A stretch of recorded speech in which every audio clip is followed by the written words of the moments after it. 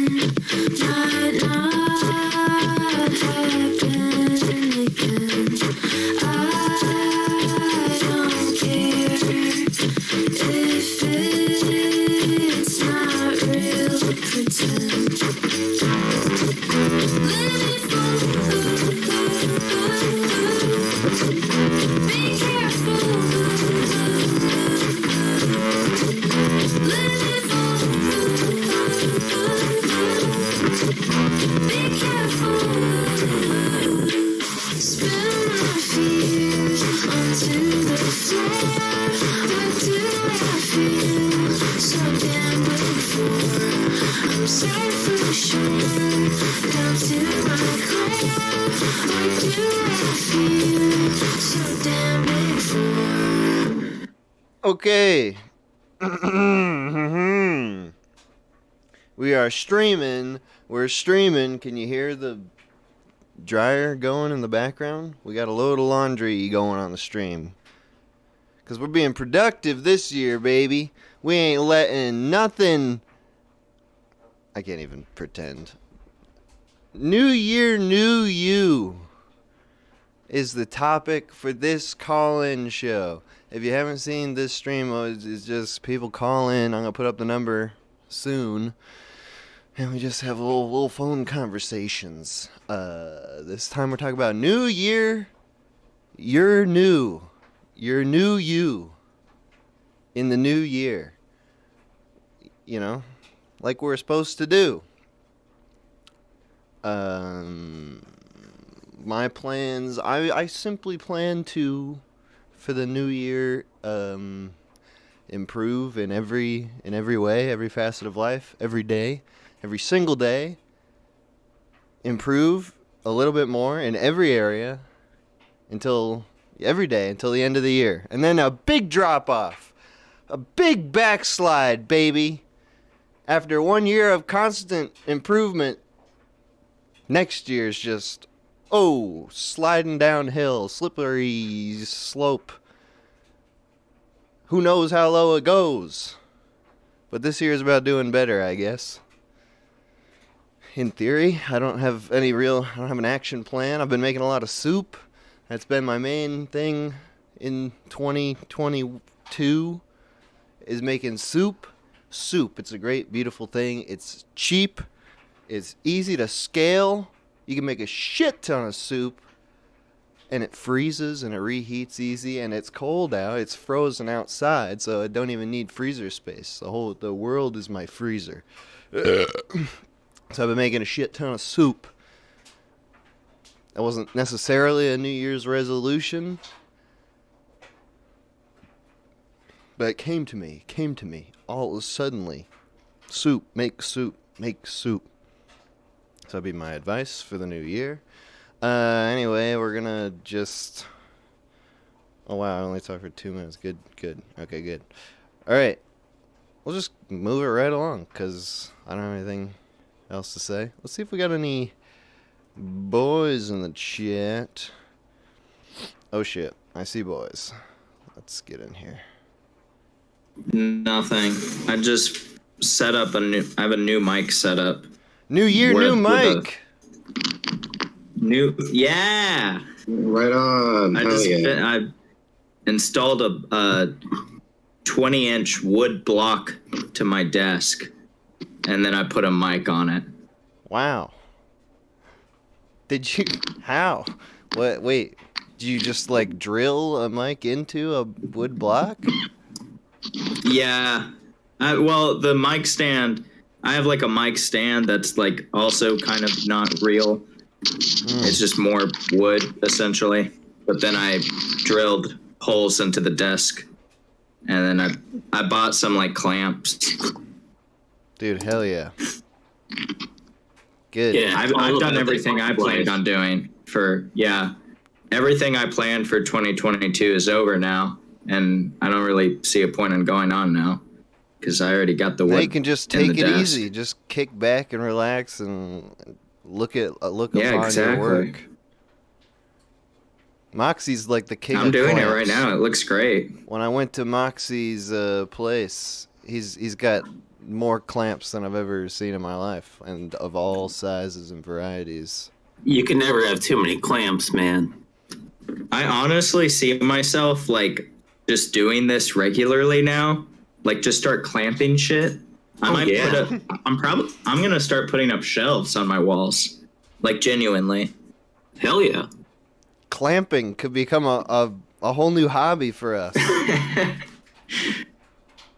Well, that's the beauty of shelves. That's more clamp space.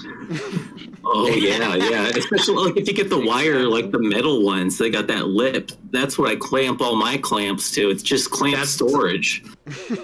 That's the type I have. They're like little triangles. Is there ever a need the metal ones? Spring clamp? Yeah. Those are great. Yeah. I got like a couple bags. They come in like mesh bags of plastic ones, and those kind of suck shit. But just like the sheer amount that you can get in various sizes, I get those, and they're just all over the place. Like, oh, I need a routed cable. I'll just clamp it and then leave the clamp there for months. I've got so many of them. You were building whole walls with clamps. Yeah, the set wall is still held up with those 2/3 arms and like 5 clamps on each one. I just haven't done anything else like that. It's working, so I'll just leave them. You guys got a... I was trying to see... Uh-huh. I was just trying to see if the clamp like would hold my mic stand, and it was like, this clamp holds 2 kilograms. And I was like, well, this is like 2 pounds, so it should hold. Yeah, that should work. You guys want to keep talking about I don't clamps? know conversion. Hell yeah, clamps are the clamps are the future. All of us are going to go buy more clamps, and everyone else should go buy clamps too. That's 2020 years of clamp. Yeah, you were just going to ask us some stupid question about the new year. We don't care. Clamps are in. I have to admit, I have no clamps. I have not a single clamp. Oh my god, no clamps? I should have given you some. Jesus Christ. That would have been cool. Clamp your car. Just you have like a whole for the next car man, you can just have clamps around your car and have like whole mic set up there. I think this is a failure of imagination on your part because, you know, what is a clamp? You know, anything's a clamp if you're brave enough. Dude, I have a Captain Crush. What is this called? Wait a second. Cat Crush. It is called Captains of Crush It's a clamp. It doesn't hold anything. You just clamp it repeatedly to beef up your fucking forearms. I'm doing it right I had now. one of those once and I broke it. I used it too much. Just the plastic. Yeah, right. Snapped. Oh, okay. Yeah, Plastic it did. The plastic part snapped. Yeah. I got They don't fucking. make them like they used to. My brother asked me for mine. I had one too, and my brother's like, "Hey, can I borrow it?" I've never seen him use it, and he just like every time I ask for it back, he's like, "Oh, I'm like in the middle of using it right now." I'm like, "Right now? Like immediately?" Mine is getting real. It's been years. Mine's getting real gunked up. Apparently, my hands are dirty and disgusting all the time. Well, yeah, you're a greasy Italian, right? Yeah, there's a lot of dark greenish You've got, gunk. Ugh. you've got one hand on the clamp and another hand in a pasta bowl, and you just like alternate. Those are the twirling. You gotta, like, if you twirl the fork, that's the forearm. All right, boys. Good talking about clamps with you. That's it, huh? Oh, okay, yeah. We'll keep talking about clamps. We could talk about. Do you want to talk about New Year's stuff? Because we could do that. That's what we've been talking about this entire time, dude. All right, We so talk we all about resolved to the use more topic clamps. when you're not here. Every time you leave, we talk about the topic of the stream.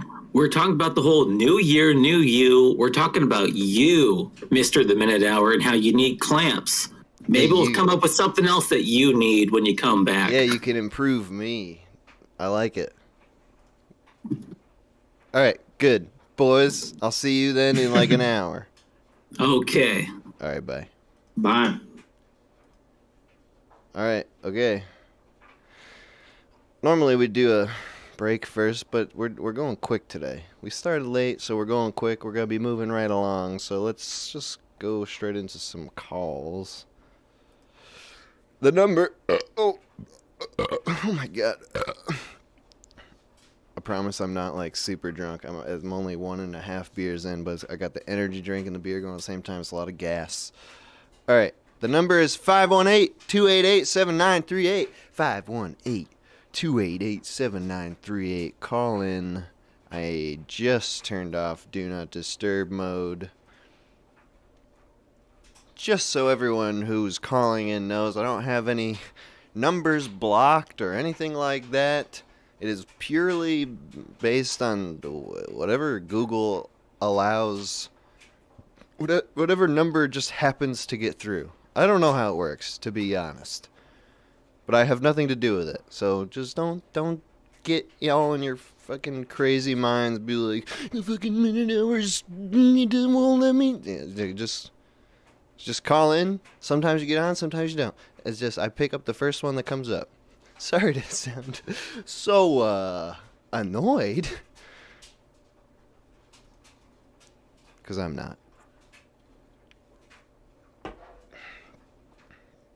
I'm annoyed now because I see so many calls not coming through. Like, I don't know why this occurs.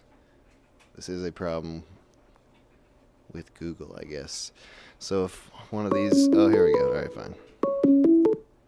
Call from Jericho. Okay. Jericho. Yo. What's up, bro? Nothing much. What are you up to, bud? Just doing this gold darn Colin show tonight. We're talking about New Year, New You. Are you so excited for the Woohoo. new year, bro? Yeah, man. It's pretty stoked. Really? Yeah, man. I'm just What the fuck? living life. No. What's got you excited? Oh, nothing really. I'm just Okay. kind of on break right now from work, so, you know, Oh, yeah, you got put my COVID? feet up. That's... No. Just- I'm just on like a 15-minute Oh, kicking my feet up. shit. Okay, very brief break. Yeah. Oh, yeah. But no, I'm allowed to just kind of fuck around and do whatever, so. Cool. Hell Yeah, it's pretty nice. So you have a job that you're happy with? It pays the bills, man. I wouldn't say I'm like dream job by no means, but it's Right. pretty nice. A good for now thing. For sure. It's not as sweet as your gig, that's for sure. Hey, hell yeah, bro. I mean, I Hell can't yeah. deny it. I don't do shit. I don't blame you. I don't blame you, man. That sounds like the life right there. Fuck. Anyway, I was- enough of my great perfect life. Yeah. What's shitty in your life, bro? What are you gonna fix this year? If you had, even if you haven't thought about it until this very moment, what do you think? What's a weakness that you could seek to work on? We're gonna go for probably gonna try and work on my self-esteem. Let's go with that. Your self-esteem? What are you, some kind of stupid, ugly idiot? Yeah, man. I'm bald. I'm fat. I'm ugly. No, I'm just kidding. I'm not bald. I'm fat. But no, I don't know, man. Probably just look at myself and be like, hey, man, you're not a total piece of shit. Dude, that's a good start. I would say that to you. Having talked to you for this brief amount of time, I would feel pretty comfortable saying you're not a total piece of shit. Appreciate you, man. And I would Appreciate sign, you. I'm saying not even just I would say it. I would sign a letter to that effect, something official. Shit, man, we got official documentation on this. So then nobody could be like, oh, he just said that in passing. It's like, no, I actually legally stand by that. That's awesome, man. I appreciate it. Well, what's not working self-esteem wise? Talking to the ladies. I don't know. I really don't know. I just don't really have much of a esteem to myself.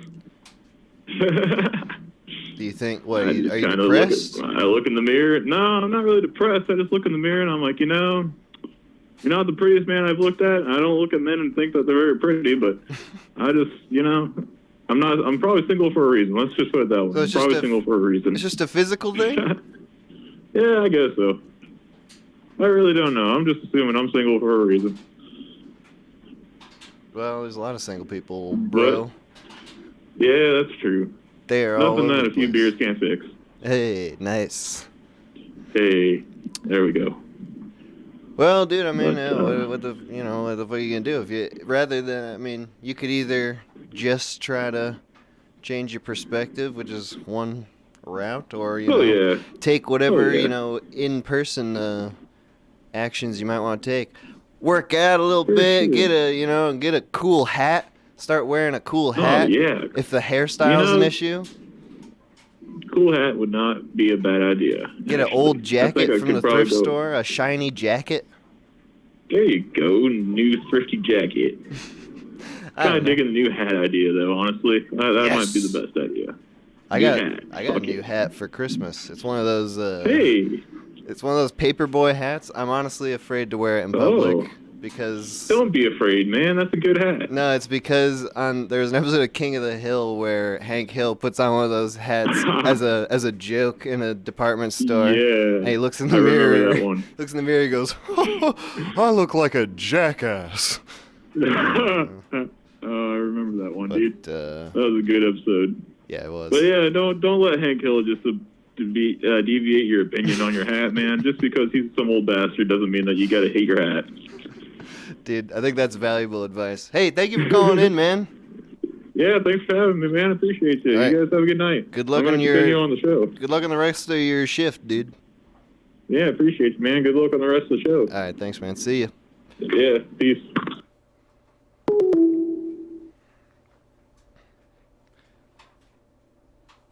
Yeah, I don't know. I don't know if I can do it with the paperboy hat. It's a loaded hat. It's a loaded hat. It's got a lot of, I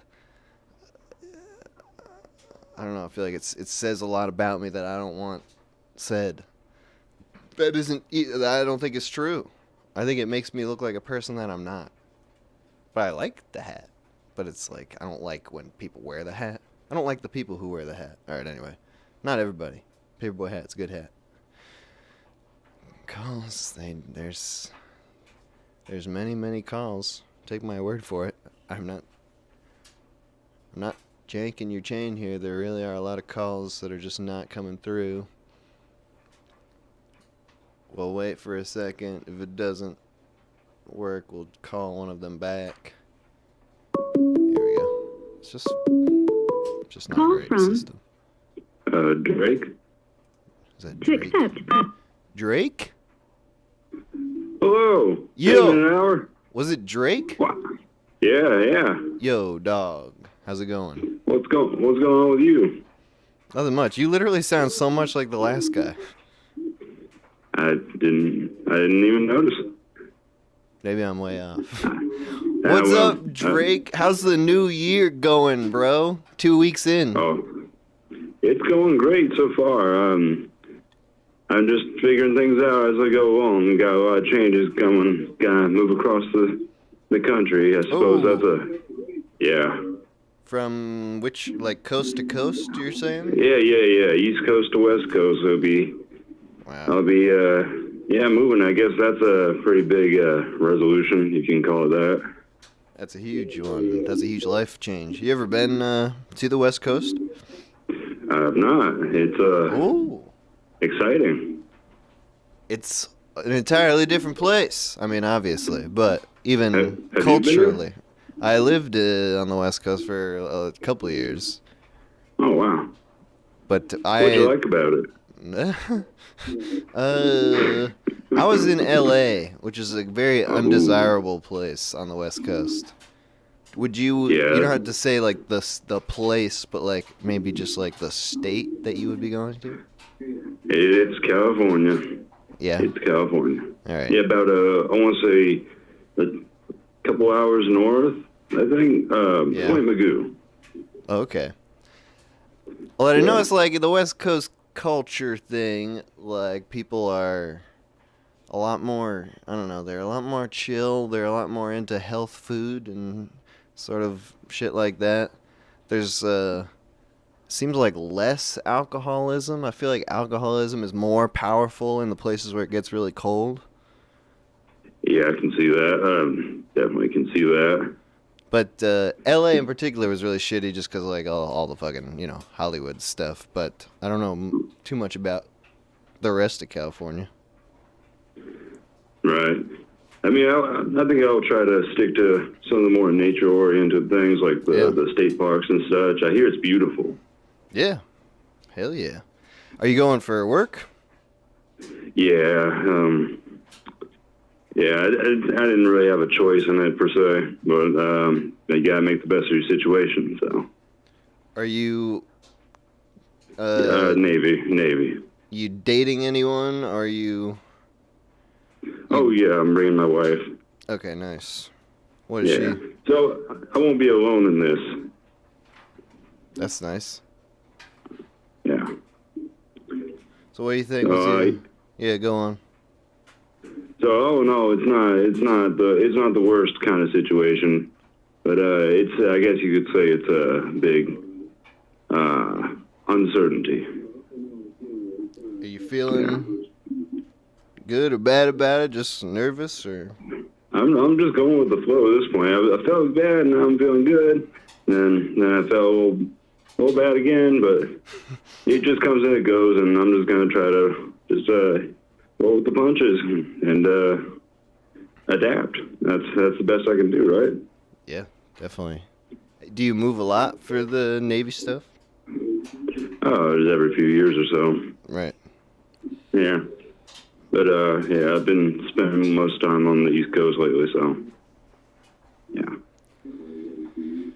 You got any big plans? You got nature shit sounds good in California. There is the good national parks and shit. Or is it just hit the ground there and see what it's like? That's exactly it. Hit the ground, see what it's like, get lost a little bit, and just learn the place, and yeah, and then I guess I'll just be spend some time away shortly after I get there, and that's the big problem, just going out to sea eventually. But Yeah, fuck that. yeah, fuck that for real. I would never want to do that in my life. Yeah, no. Again, gotta do what you gotta do. Thank you very much for taking my call. I've been a long time fan. I'm really glad I can finally be on the show. Hey man, thanks for calling in. It's great talking to you. Have a great evening, man. You too, man. Good luck. Thank you. Drake. I'm starting to doubt the topic. I hate to say that out loud on the show. We might have to call an audible. Call from AB. Who? Yo, what? Hello, is this Mr. The Minute Hour? Yeah, who was this? This is AB. AB? Yes, What's up, dog? How you doing? I'm doing great. I'm so happy I got on today.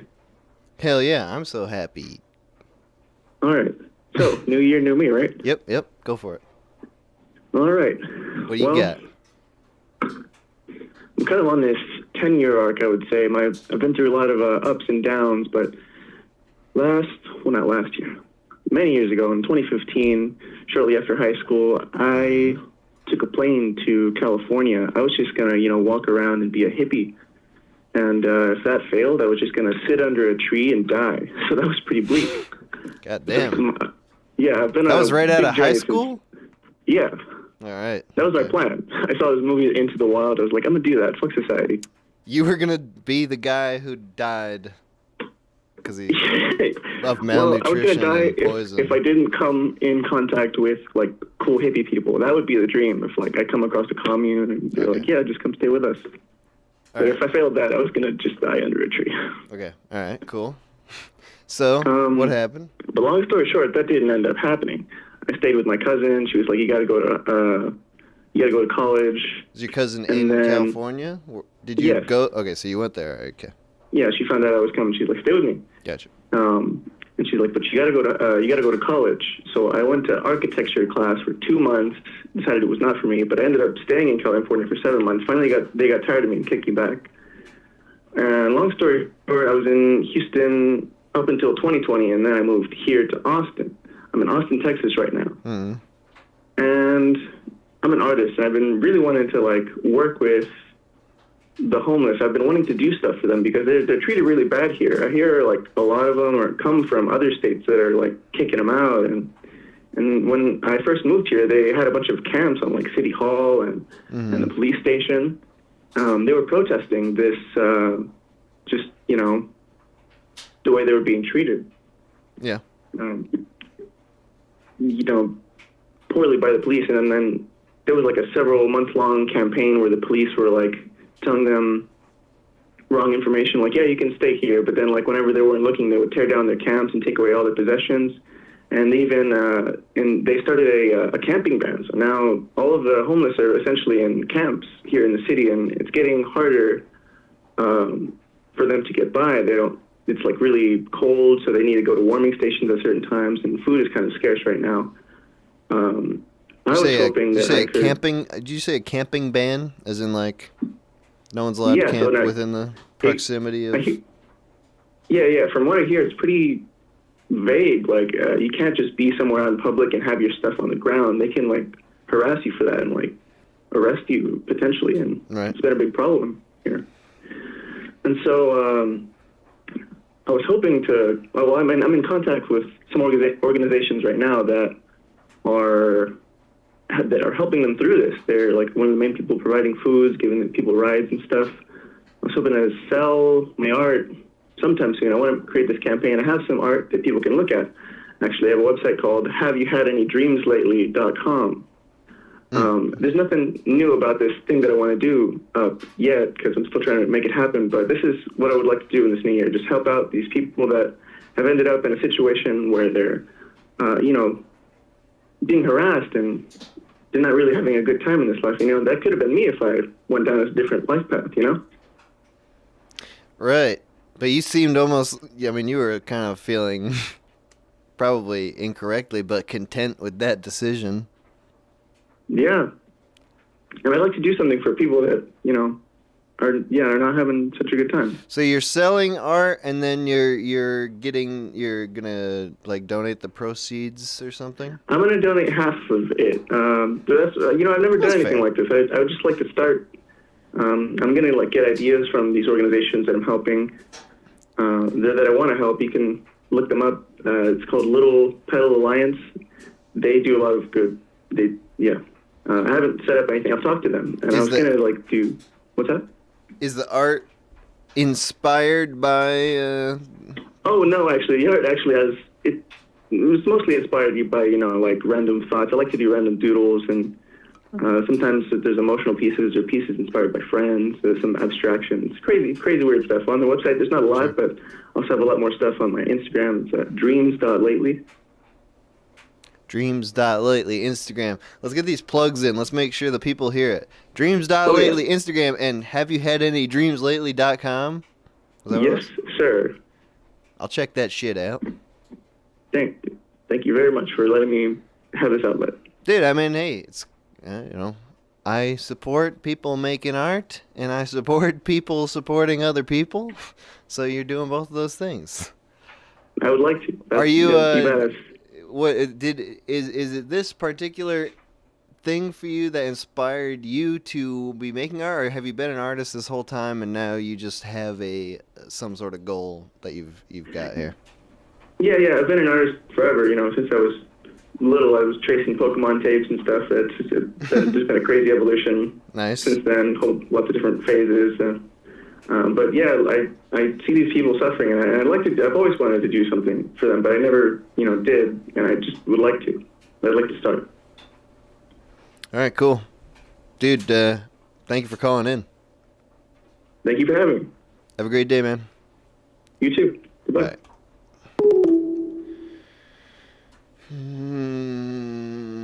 AB. Dreams.lately. Instagram.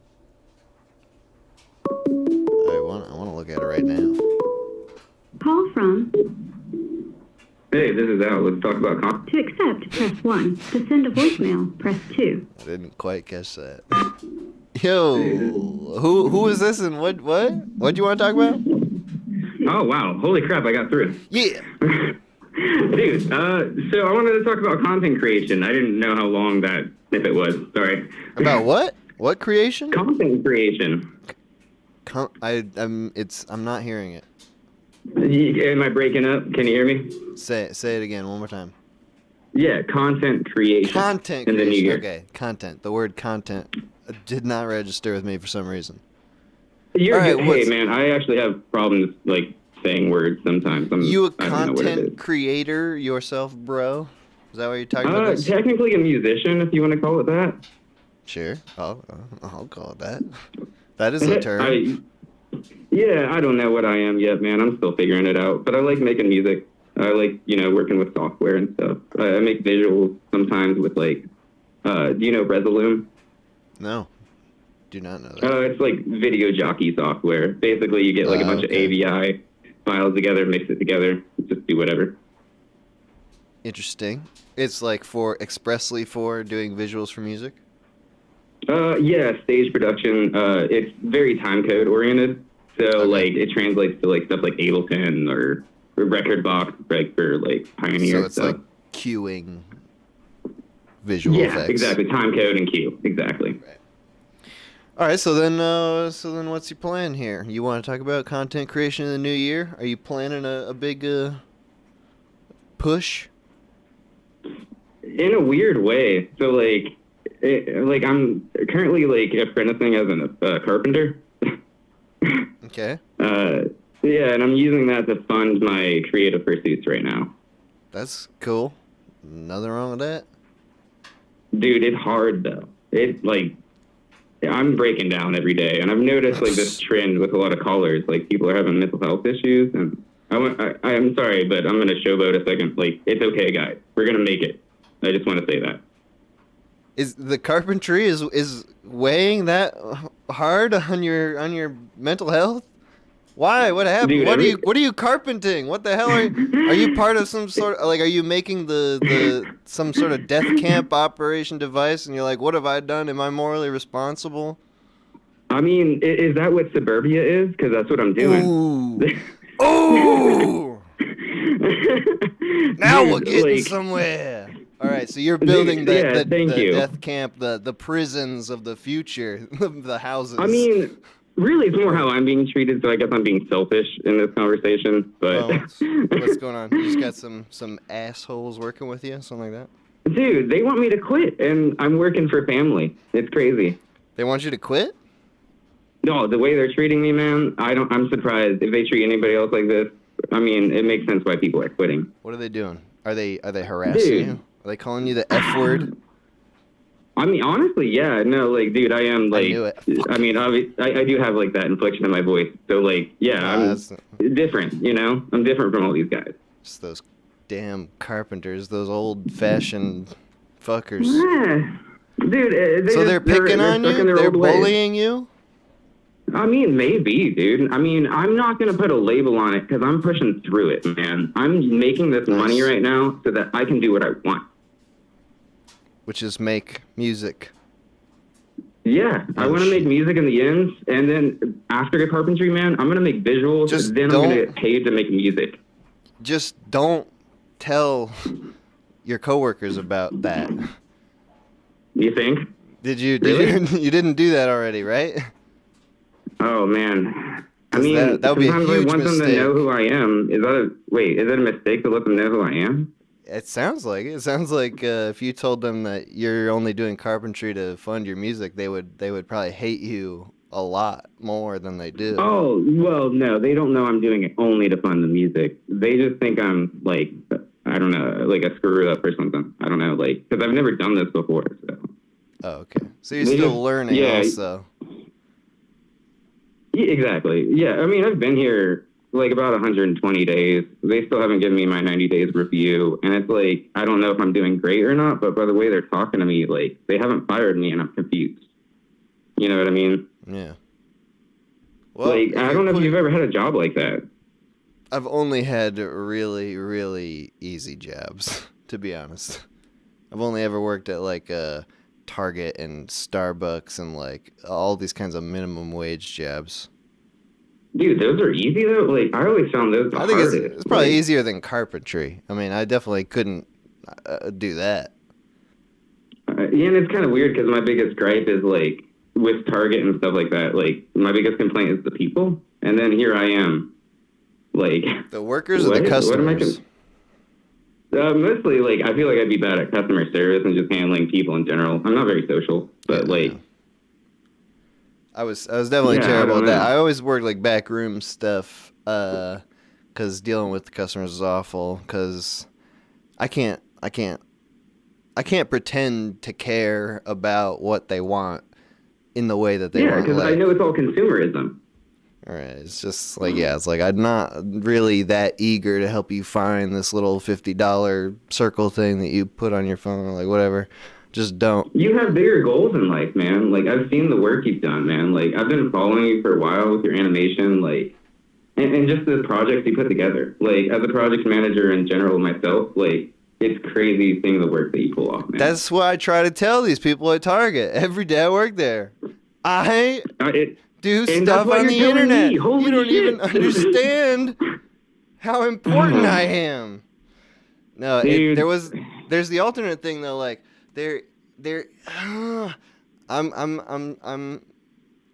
I'm trying to stop myself from going down this path because it makes me sound bad. We're but artists. No, it's the ego of the artist, man. It's okay. And egos are It's like not even babies. We take care of them. there are And that's just what you're doing. the people. There are people who are so dumb, and they're just. They think that everyone is as dumb as them. They have no concept of anything that is above how dumb they are. And those people work in the lowest, the like, I don't know. I want to go into this whole thing because like just working with those people is so frustrating. When you actually have to Don't work with blame them, the people, man. Don't blame like the individuals. Blame like the construct of society that we have all agreed upon. I blame the Just- people. When I actually had to work with, when I I mean, we actually did all had to agree on start it, working but- with those people, and like my responsibility is shared with them, and like and they're just so incompetent, and they get all pissy with me all the time because they think I'm as fucking dumb and incompetent as they are. Like it's incredibly infuriating to actually work with those sorts of people. Which is why I could never I don't last wanna, in those like- jobs more than like 9 months because eventually I'm just like, God damn it, there's no possible way I can continue talking to you people. Makes me Now, sound a are you little Canadian elitist. or American? Like, I'm not even sure. American. Okay. So I'm Midwest myself, man, and it's just like the region out here. Just anything that's like not white collar is just like. I mean, I'm sure. Like, I haven't worked enough white collar jobs to say. That's the only reason I'm differentiating. But like, dude, whenever working blue collar jobs, it's just like I swear, like half of the people I'm working with are either like on drugs that aren't prescribed or on drugs that are prescribed, and then the other half are fucking sociopaths or like just people trying to like consume They could be you. crazy. Oh yeah. You know, but I like all those people when I'm drunk. When I'm drinking, like that's the great equalizer. I no longer feel the superiority. And I know it's bad. I know it's bad, and I know it's wrong. We sound like huge assholes right now, probably alienating everybody listening. And I'm sorry. No, probably. I mean, I hope not. I hope people are trying to relate, or if anything, listening to what like advice I'm trying to share. You're sharing some good advice. Like when you told me not to tell like my coworkers about my personality, Yeah, or like not that's just a like big one. tell them about it, but like you know what I mean. Just yeah. That sounds like the best route. Knowing nothing about your situation besides what you told me. All right, dude, we gotta wrap this up. Thank you for calling in. I'm sorry, dude. No. Yeah. It's all good. Thank you for calling in. Appreciate talking to you. Good luck with your work. And I wish Hey, I you appreciate luck it. with Thank you your, so much, your man. art as well. Hey, can I say one quick thing to everybody else? Go for it. Guys, it's a new year. It's gonna be okay. Just keep on trucking, and I don't know why I said that. I don't even truck. Thank you, guys. All right. Hell yeah. Have a Hey, good take one, care, man. Bye. Oh, damn it. No. Why is it when I have to fucking piss, the calls come right in? Call from Sequoia. Sequoia. Yeah, that's me. What's up, dog? How you doing? You know what? I'm feeling great right now. It's been an okay day, but it just got better. It is an honor to talk to you. Hell yeah. What? An honor? It's an honor to talk to you, bro. Thank you. You honor me then.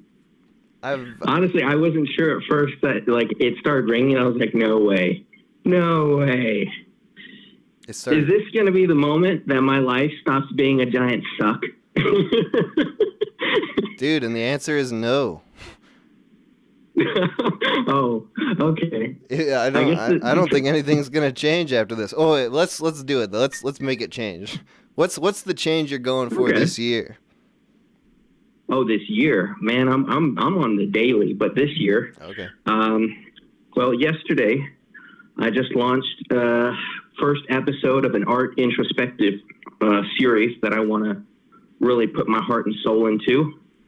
What does that mean exactly? Art introspective series. Like you're analyzing art? Yes. Okay. The you know, like the old '80s like NES games or like the Atari games or Sure. old 8-bit pixel games. Yeah. The idea essentially is that those games, you have to use your imagination to play them because what was on the screen was so undetailed and so unrealistic that, you know, you kind of had to role play a little bit with it. Mm-hmm. So you had to go to the manuals included with the game so that you could essentially fill in the blanks. So the first episode has been to look at the 1986 Legend of Zelda and all the art that they put into the book and kind of string together a narrative of what they're trying to show the viewer, what they're getting into. Mm-hmm. Yeah, that's interesting because you're right. I mean, like, manuals barely even exist now. I mean, but back in the day, It's a dead art.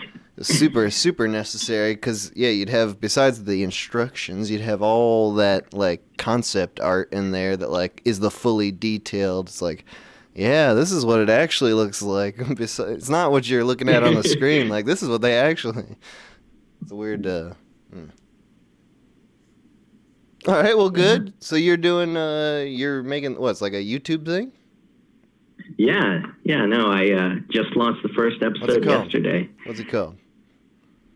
It's called The Legendary Art of, that's the name of the title, and then the episode is The Legend of Zelda 1986. What's the channel name then? The Legendary Art of? The channel name is Sequoia S. Okay. Good. All right, cool. So is this your first foray into YouTube content type creation? I don't know if I should say, but I've had many failed channels Nice. doing many different things. I had one for 3D modeling where I'd create 3D modeling concepts, but that's still kind of a passion channel. I just have a channel where I throw kind of random stuff on, and it's kind of crappy, but it makes me smile, and as an artist, you need that at the end of the day. Yeah, so what's your goal with making content? It seems like there is a distinct difference between like a more tutorial based. Is that what you were saying? Like with doing? Yeah. I used to live stream it so that I would talk with people while I was streaming it that asked questions about the programs, how I learned, who I learned from. So it was kind of a living tutorial series, but it was mostly streamed. So if you got like that on one hand, and now you're talking about doing like more produced, like I assume like written type stuff. What's your goal? What's your goal with making shit? Do you want to just become super big and famous? Are you trying, or do you have a specific type of content or art that that you must make? Okay, well, so I don't want to bore the listeners because I'm a listener. I know what it's like to have some gab, but I'll sum it up in the most perfect way I can. Okay. I'm an artist on many levels, and I just want to express myself. At the end of the day, I want to make some kind of content that I can be proud of, that has an artistic quality, that makes people smile, that makes people happy. Alongside with this introspective series, I'm also working on starting a puppetry studio called the Eternal Night Studio. If you're familiar with Taiwanese glove puppetry, I am not. Oh, dude, you should check it out. There's this great studio called Studio Pili, and they basically took glove puppetry and put it on all the narcotics, all the uppers, hit it with a shot of adrenaline, electrocuted it a few times, and then they made a few shows. One's called Thunderbolt Fantasy. You should check out the first episode just for the artistic merit. What they do with these puppets, oh my God, it's like the greatest action movie never seen. All right, shit. What did you say it was called? Thunderball what? Thunderbolt Fantasy. Thunderbolt Fantasy. I'll check just watch the first episode. I was in tears laughing by the end of it. They cranked it up to 11 because you think a puppet show, it's very calm and stuff. No. It's exciting. Nice. They got swords. They're doing flips. They're exploding bodies. It's nuts. And that inspired you to start your own puppet making thing? Yeah. Yeah, because I have the background in 3D, I can model out the pieces that would normally be carved, print those, and then paint them. And then I taught myself how to sew, so I can make the magic happen. And I have a background in film as well, so I kind of juggle all these talents together. I'm not really good at any of them, but I'm a bit of a jack of all trades, so hopefully I can make something unique out of it. That's pretty fucking neat, and I mean that's a good strategy in general. Do kind of mixed media approach like that. Gives you an interesting textured final product. Hey, so I like this that you don't have one specific thing that you know is the thing. You're searching for it. You're making whatever you can. It's not the destination, it's the odyssey, I'm on the way. I'm on the journey. All right, hell yeah, man. Then I wish you a wonderful 2022 journey. Well, thank you. And I have that power to wish things. So that's going to come true, Hey, you know what? I really thank you for having me on the show. I can't hear any of this, but it sounds like it's some sort of like nice compliment or whatever. Thank you so much. Thank you so much for that beautiful compliment that I couldn't hear. Love you. All right. All right. I'll see you, dude. All right. Thank you so much. Take care. All right. You too, man. Bye-bye. Okay.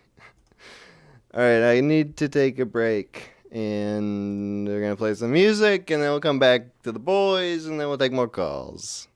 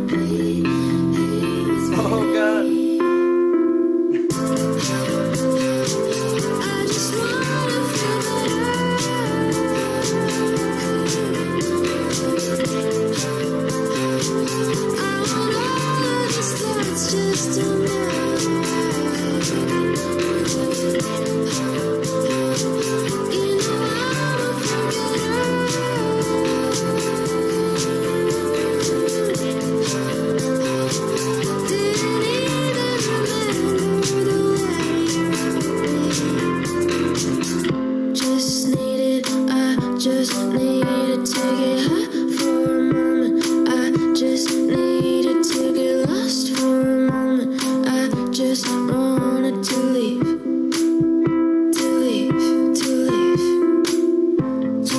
wishing, I'm just wishing that the time I spent could mean something to you. It's all I'm needing. I just needed to be with me a minute. A minute. I just wanted to believe.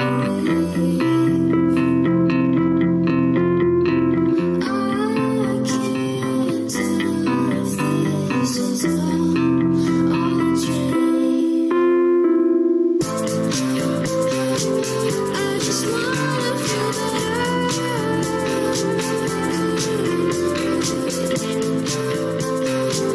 I want all of these thoughts just to know. You know I'm a forgetter.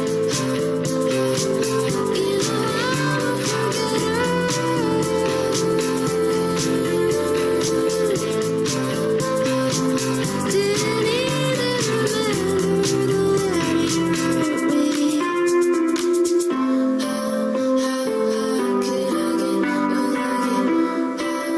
How could I get all again? How could I get all again? How could I get all again? Because they'll throw clamps up there and they'll get caught on the telephone wire, and then they'll just leave it there so that so other people know, like civilians, that this is your gang's territory. Oh, I see them do that shit. with shoes. You guys are No, they still use fucking clamps, talking about usually. clamps? God damn it. Yeah, we're talking about how they clamp shoes to like electrical wires to like mark territory in gangland, man. You Oh, could yeah. clamp. Clamps are universal. You could clamp the end of your dick and then try to pee.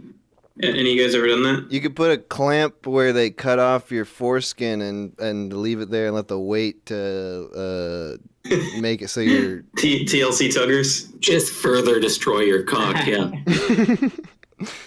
No, dude. It regrows your foreskin. It doesn't just give you a long, floppy... It doesn't do that. Are you referencing John Wilson? Are you a John Wilson fan? Dude, I'm referencing Penn and Teller's bullshit, the circumcision shit. episode. Holy shit, Turnip is here. What's up, Hey, Turnip? what's up? Oh, wow. What's Hey, up, boys. We've got so many boys in the chat right now. It's like Boy City. I just I saw that you guys were chatting. I wanted to come say hello to you. I'm in Arizona right now, and I wanted to bring my boys there. Oh shit! Well, tell us. Oh my God, tell us what yeah. it's like. In AZ, Big ass. the big as I've always called it. though. Yeah, yeah, it's good. It's I'm here visiting my grandmother. She just turned 90, and we're very happy for her. Oh shit! You guys doing a she's COVID alive. party? Oh no! Oh yeah, good. Yeah. No, it's good. We're happy about that. But it is bad that I did. It became like a really embarrassing trip because I had the plague. I had COVID, and I've since I'm better now. I've healed from it. But I Very had to take rare. a COVID test so that I could give her a kiss on the cheek. And I think you might be ahead of me on this, but it takes 3 hours to get the results of a COVID test. But I said, you know what? I'm going to kiss her on the cheek. And I kissed her on the cheek. And I do have the plague. So we will see what happens to my grandmother. We might be capping it at 90. Could be, 90. Could be my big contribution to the.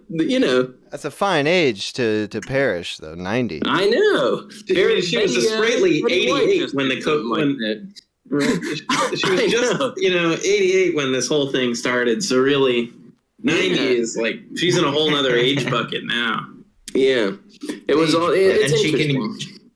she can go to heaven and bring COVID with her to all the Oh, angels. To God, yeah, to The God. first ever person to die of COVID. She can bring it up to heaven and go to heaven. Yeah, I like that for her. I think that Okay. and that's still, I'm still going to take credit for that as my net impact. I personally don't want your grandmother to die, actually. I hate to be a look at this hot contrarian. take. I hate to be a Wow. contrarian, but you know what? Wow. I don't think people should die. I personally think we should be focused on Ever? making sure. Yeah, no, I don't think people should die. Wow, this really is a new you this year, huh? Yeah, I now believe in immortality as a policy. Personally, I'm a big fan of eugenics across the board. Oh, I would like to do that if it didn't just involve babies, because then it's too late for me to be a eugenicized. Like, I would like to have my genetics beefed up now.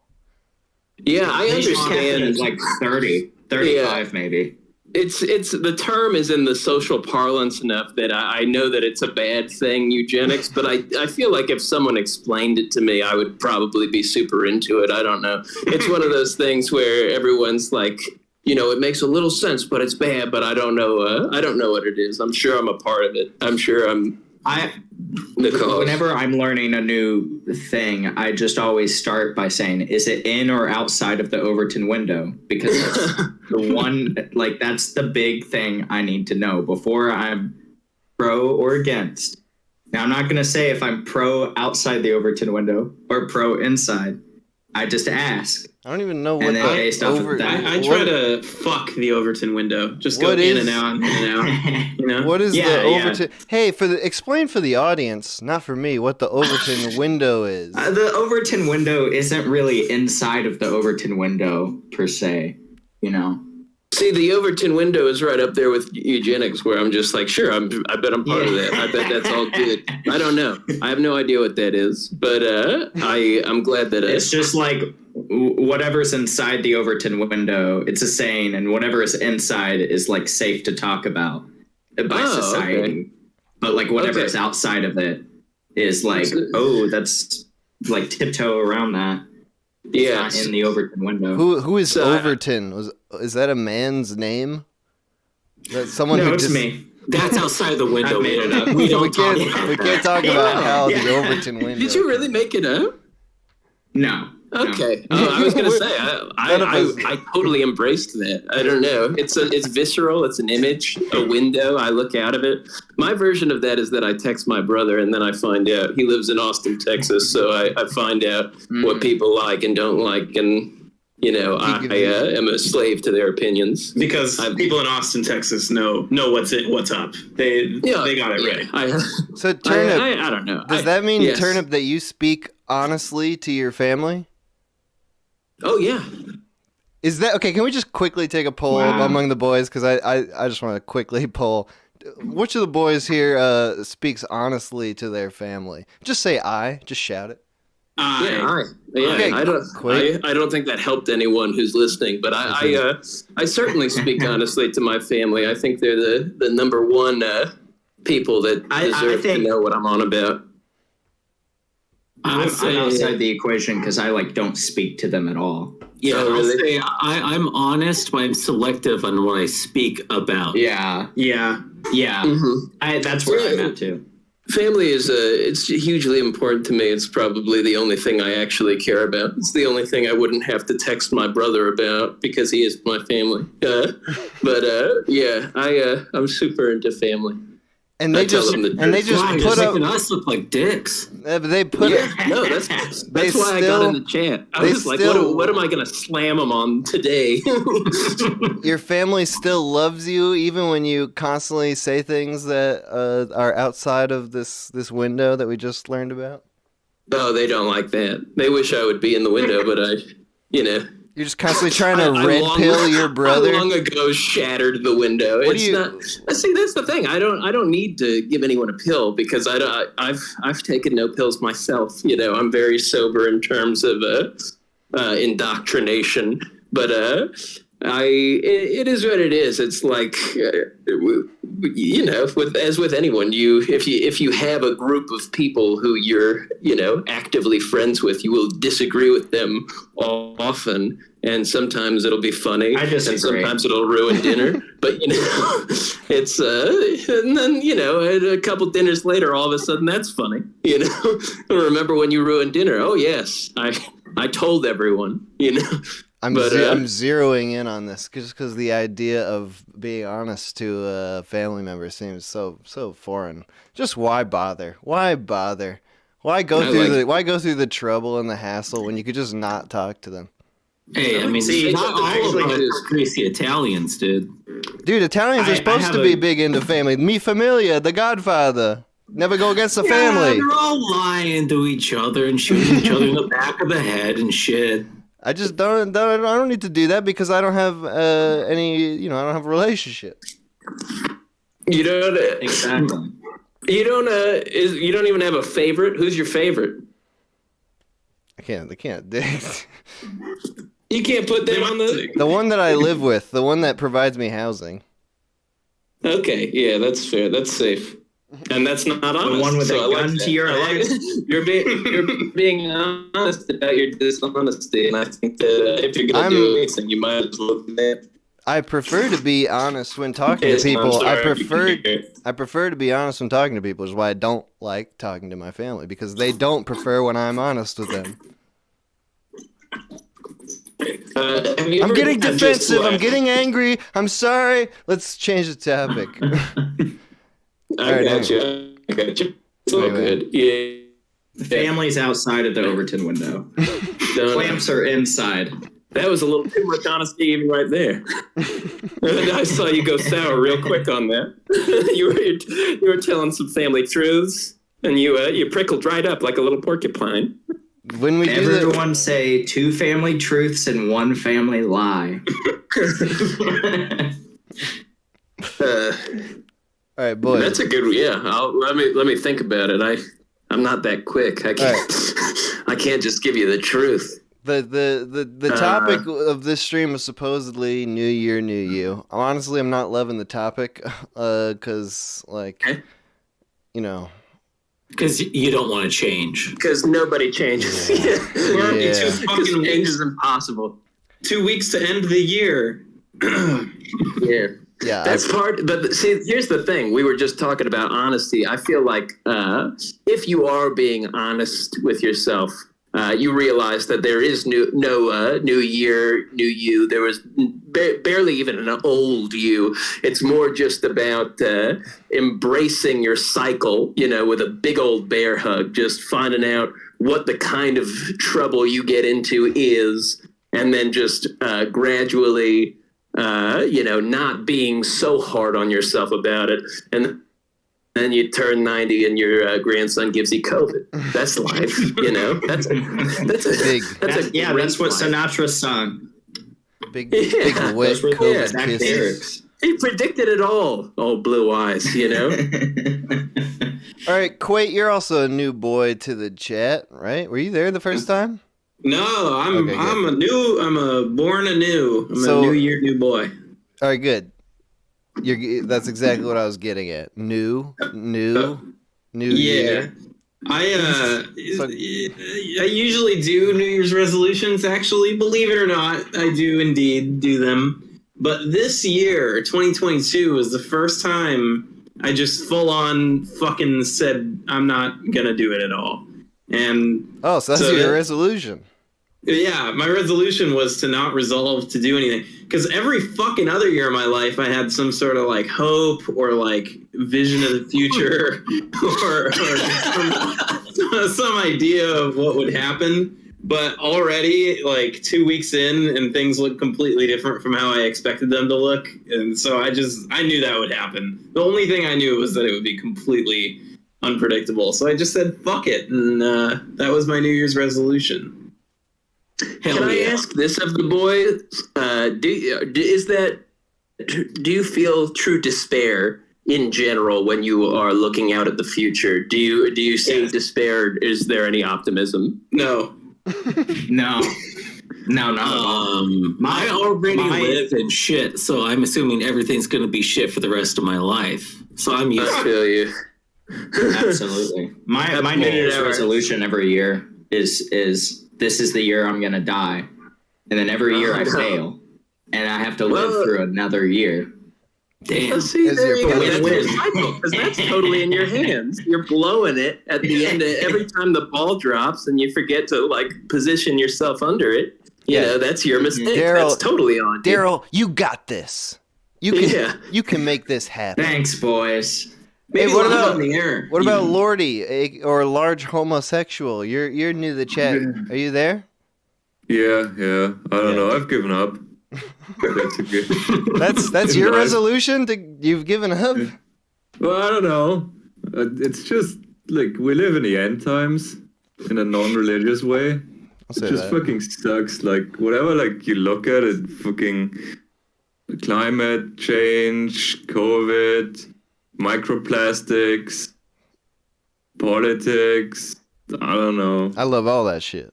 I worry. I really love microplastics. Like I really worry about my brain. Microplastics are making my dick bigger. The chat says the chat says we're being too depressing. Oh shit! I just decided that I actually love life. Look at like all of the good shit happening. Microplastics, COVID. Can't get enough. Yeah. Nuclear winter. It's that simple. It's that easy to change your mindset, baby. Yeah, I generally am not that despairing of the madness of Earth. You know, I think that like you said, it's easy to look at it and see, okay, we're overcome with death, plague. You know, like the government reaction to that has been overwhelmingly authoritarian, and it's setting the. I heard in China they just got for the first time an AI judge. That is such a good idea.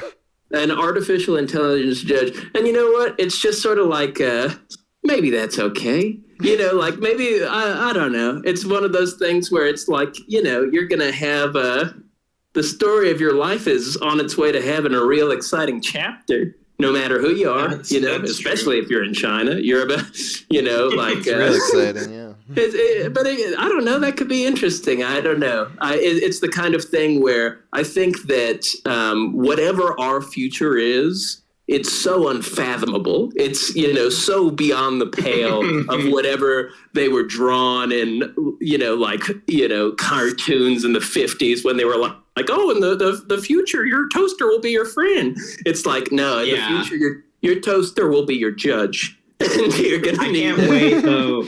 I can't wait until I have like my 8-year-old son's birthday party in the metaverse. Like all his friends are there. Yeah. You could have every fast food mascot there as well. The Burger King, Ronald McDonald, all of them. And my judge toaster.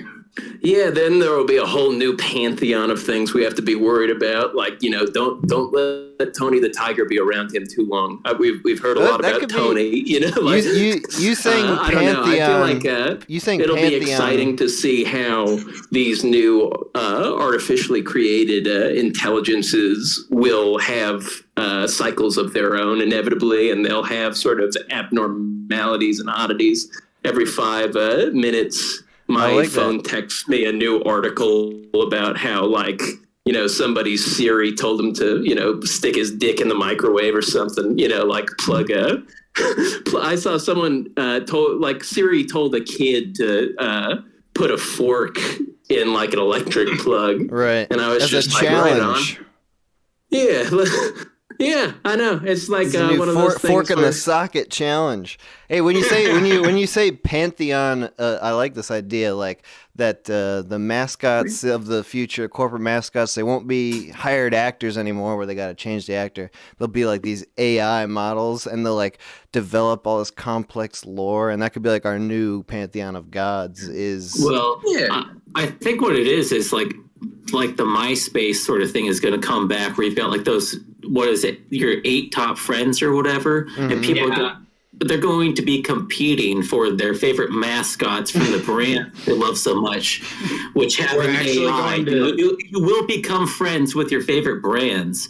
And they'll live near you, and they'll Skype you and shit. Oh, not that Skype exists. You're going to see those ads. Tony Tigers live in your neighborhood, and they're down to have your wall. He's just talking to you about your interests. He's like, hey, he starts calling you at 3 a.m.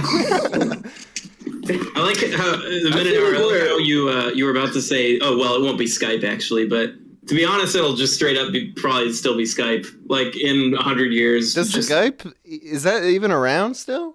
It's already in the fucking Windows still. Yeah, it's built into Windows. All right. Microsoft owns that shit. I don't know. Get with the times, Yeah, old man. I don't fucking know any of this shit. Okay. It's gonna be like though where they like get rid of star constellations that are like of gods, and it's going to be the new star constellation. Look, it's Tony the Tiger. Because like the up in the sky. Yeah, the Starlink satellites will form the constellations of our new gods. Okay, do any of the boys have a positive note that we could end this on? Anything? Well, I think one thing that we learned, especially from the chat, is that depression is a choice. We all decide not to be depressed. That's what you should get out of this. Yeah, just try to be happy, man. Hey, have you guys just tried not being depressed? Yeah. Just do that. I've never tried it. Just try it. Just try not to be depressed. Okay. That is like the microdose silver being edge happy. on the clouds here. That is our bright and shining star this year. Hell yeah. Great advice. And if you're happy, Don't be you're depressed. productive. And you have to be productive because otherwise you'll get executed by a toaster that decides on your future life. Yeah. Hell yeah. I would say generally my final thought would just be that you shouldn't despair in general because you are living in probably the most interesting historic moment to date. We gotta just turn up.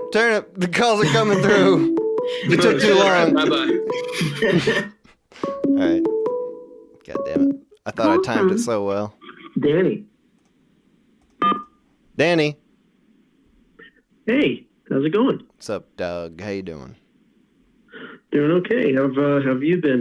Very glad that I got on the call.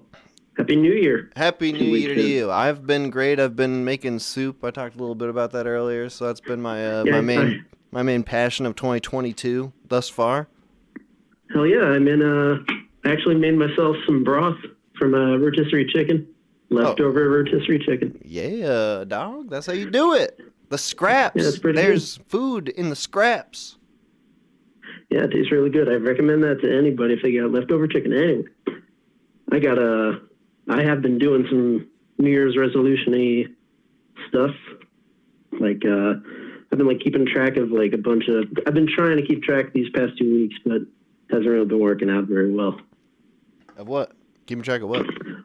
Well, first off, like exercise. Like I've been trying to get up, do the exercise, and count calories and flossing and stuff. Like I'm trying to take it slow and do it like month by month. I've got like a little notebook, but that notebook lets me see just how I'm fucking up and how I'm like I'm looking at the calendar and it's like, oh, I didn't do that for like 3 days, but hoping to get that count up and just like add some more stuff and just sort of grow over time. But these grand schemes of self-improvement are not always working out. What's the fucking up part? Is it just that you have like a goal or expectation that you're not meeting? That's what's making you feel like you're fucking up?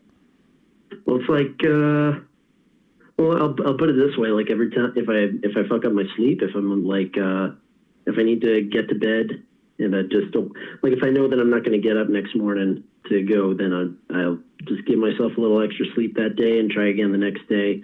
Trying to take it easy on myself and not go crazy, but bit by bit. Yeah, I mean, I would say that the benefit of keeping track of any shit like that, self-improvement shit, is only to like see over time how much you have done. You don't want to focus on the what you haven't done part because, like, what you haven't done. Yeah, I don't want to discourage. Yeah, it's like the point of keeping track of it is just to see how it adds up over time. Yeah, definitely. I'm also trying to do like some artistic, I really appreciate that there's been so many folks coming on here and talking about, their artistic occupations, because my whole life I've just been like sort of just been wavering around, like floating around trying to actually get some shit done. Like I've got instruments that I don't make music with, I got like a tablet that I don't really draw with. I've got the desire to do it, but like I never take the time to practice. And so that's another thing that I want to resolve to do. Just add in like, every week, do like 4 hours of what you really want to do, like practice drawing or whatever. Yeah. What are your primary interests there? Music and drawing? Is that what you're talking about? Oh yeah, I love. I mean, I make like little doodles and stuff all the time. Whether it's like music or like art or whatever, I want to learn how to animate and shit. But like, again, it's hard to like. I've got. It's such a hobby for me that I don't even pay attention to it, and I just do other stuff. I like play video games or doom scroll Facebook or fucking. Oh yeah. Yeah. Yeah, I mean, that is the big freaking benefit of an actual hobby is like doing something that while you're doing it you enjoy it, and also like afterwards you feel like you are productive. Mm-hmm. Rather than the doom scrolling where it's like just distracting you from life for a moment, and then after you're done you just feel awful. Yeah. I was diagnosed with ADHD as a kid. I don't know if that sticks for the rest of your life, but it's like trying to focus on one thing. Like years have gone by. I wish that I'd been like practicing guitar every day since I was like 24 or something, and then I'd be like in a way better place with that, for instance. But again, it can't be something that you beat yourself up with, because if you keep on making yourself feel bad, then you don't grow. And like I've definitely grown as like a person, and like I'm definitely a better guitarist, for instance, just through natural like ways. Like every time I pick up, I get a little bit of something later. But yeah. Do you record when you're playing? Like, do you have interest in doing like songwriting, stuff like that?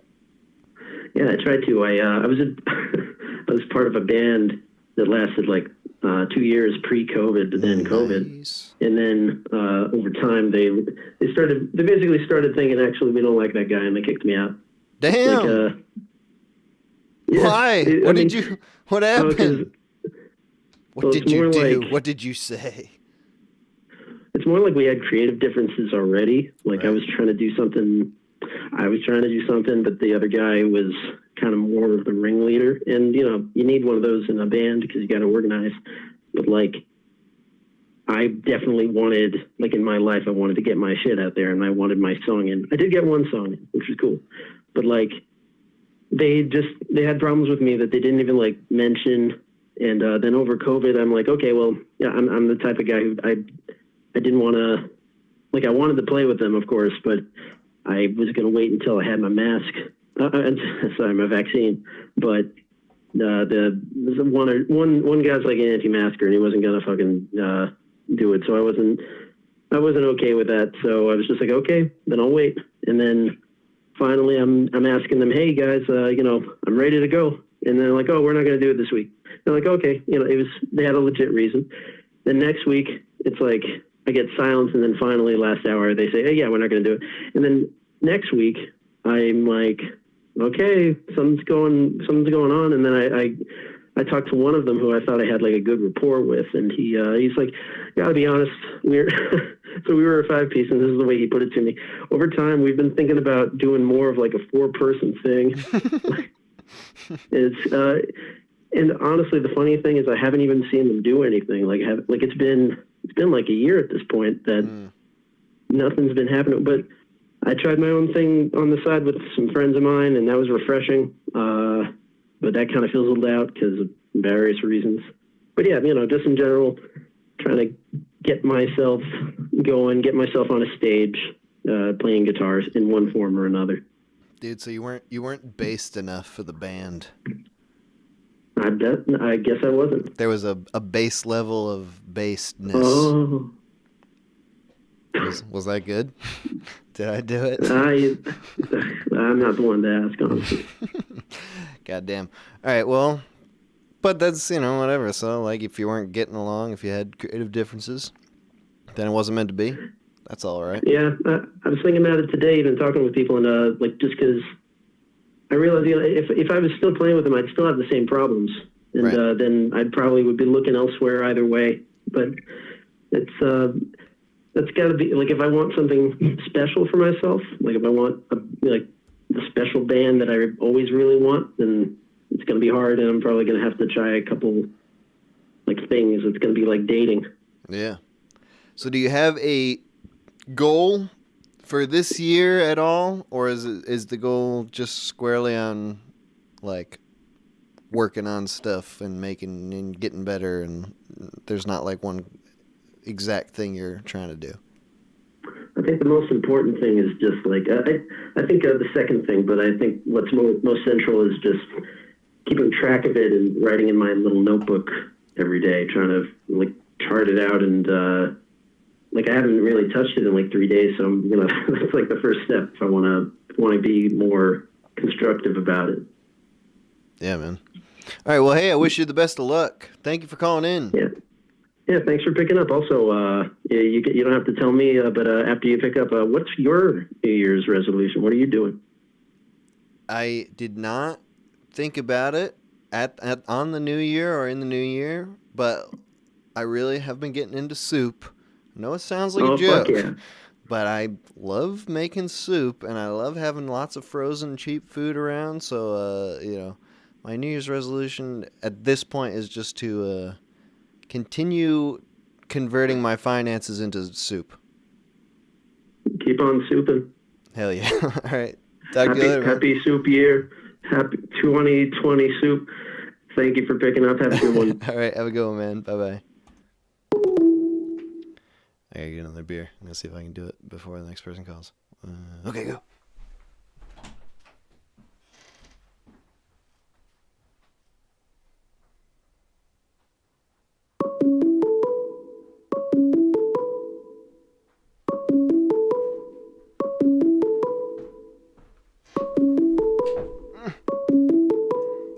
Call from. Thomas Slipsager. To accept, press 1. Pretend I To send a didn't hear that voicemail, whole press name. 2. Yo, Hello. Thomas, what's up? Yes. Not much, man. What's up with you? Psh, freaking nothing, bro. Just chilling, straight chilling, talking to random people over the internet. That's pretty cool, man. I just got home from work. I'm cooking up some food in the oven. I've been sick for like 5 days, but I'm doing okay. You know? Oh yeah. What are you cooking? You got like pizza in there? No. I have some like turkey and eggs, and then like some vegetables and potatoes. Whoa, like an actual, like a meal that you've put together? Yeah, well, it's like, it looks like shit, honestly. Like, if you saw it, you'd be like, oh, that's actually just, it sounds more impressive than than it actually is. I mean, it sounds fucked up. Turkey and eggs and It's like, what? I took like a ground turkey and then like cracked a couple eggs over it and like put it in the oven. Is this some Mostly fucking because goddamn it's like fucking bodybuilding meat grinding goddamn? That's what this is, right? Yeah, it's correct. I am trying to get larger. All right, good. So it's just like one of these giant hash things of like all the protein you can muster. Basically, yeah. Hell yeah. It's actually for sure eating. I spend like 30 to 50 minutes doing it, and it's just like painful. So is this part of your new year, new you? Have you been bulking up for a while, or is this a new one? I've been just bulking up over the winter, but like I've had some like New Year's sights. I want to like put on a solid like 5 or 6 more pounds of muscle over the course of the year. We'll see how it goes. I mean, I don't know. That's always my thought is like during the winter, I'm going to eat as much as humanly possible because I need that calorie so I can build the muscle. And then I'll worry about losing the fat and shit during the summer when it's nice and warm out and stuff. Then I'll run, which never, ever happens. Yeah. Do you run? I do. I actually ran to the point where I got a stress fracture in my foot, and that's like just healing up now, thankfully. Jesus. Yeah, I know. So I like squatted for the first time in like a couple months the other day. So it's nice to be like walking around without pain. Yeah. Hell yeah, I love when that happens. Yeah, no, it's quite nice, but like somehow I always just find a new way to fuck up my body. So, well, you're pushing it to the freaking limits. Sounds like that's the New Year vibe. So I can tell who this is from your voice. Yeah, but I'm not gonna.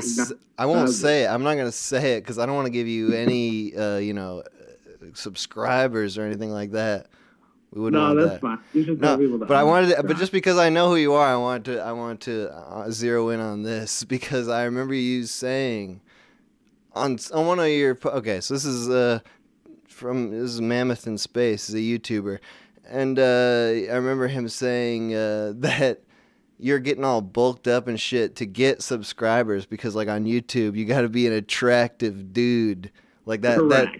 This is what you think that the more attractive you are, the more. Who do you think your audience is? First of all, I don't fucking know, dude. Nobody. Do you think it's like find an audience? That's the whole gimmick. So if you're getting more attractive, is it that you're trying to attract a woman audience, or do you think that guys also will be more interested? Men care more about muscles than women do. You get more compliments and looks from men than you do women when you get bigger. That's 100% true. It actually just totally is. I like complimenting dudes, just huge dudes that just love going out and be like, dude, you're fucking huge. I love that. Fucking yoked, bro. Yeah, women actually don't fucking care at all. Men will like when I post like a story or something of me like lifting heavy weight, men will come out of the woodwork. But oh fucking yeah. Hell yeah, bro. Yeah. All right, so it is gonna aid in your getting subs. I feel like your audience is more men than women. Well, yeah. I think it's actually just 99.9% men. Yeah, we have pretty similar demographics, I think. Yeah, I would bet. All right, so you're getting mad yoked for 2022. Yeah. You really are, by the way. Hey, thanks, man. You know, like I said, I love to tell a man when he's getting huge. You're doing a great job. You're a big man. Trying. Dude, hell yeah. You want to take your shirt off right now? Maybe we could... It is off. It is all right. Let's divert down a different road. Yeah, please. Do you have any is there any other real life goals you have like that are not content related? Because you are a content guy, so obviously you got your fucking plans and whatnot. We've heard a lot of that tonight. Now that we've got someone who I know their YouTube channel, I don't want to hear about your content plans. What about your real life plans that aren't related to bodybuilding? Is there anything you want to do in real life in 2022 that you haven't done before or something? Yeah, go ahead.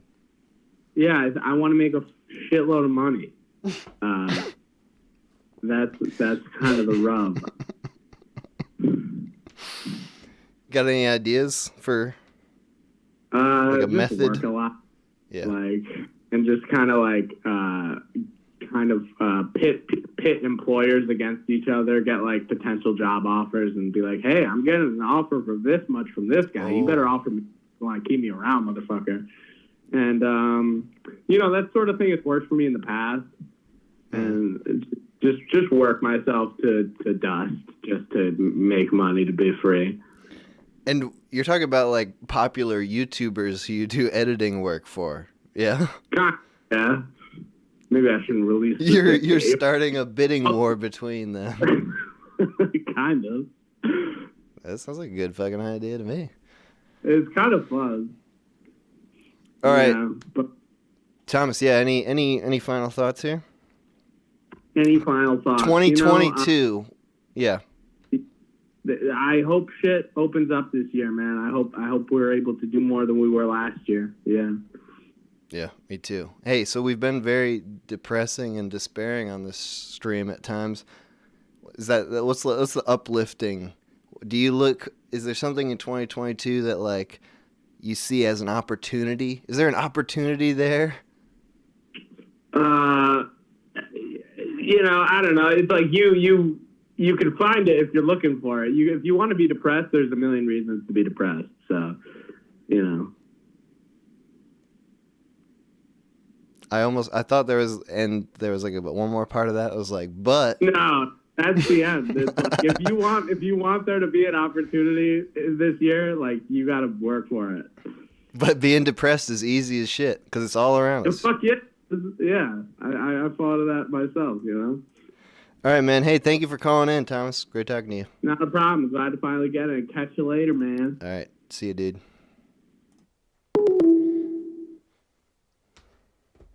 Thomas from Mammoth in Space. We did a video together year ago or two. More stuff planned. Even. Call from Barack Obama. To No accept, way, press man. 1. No way. Midnight Hour, I have been a fan of your show for a long time. I thought I'd call in. Is this Barack Hussein Obama? Yep, Whoa. I am black, and I was a president. Dude, hell yeah. And,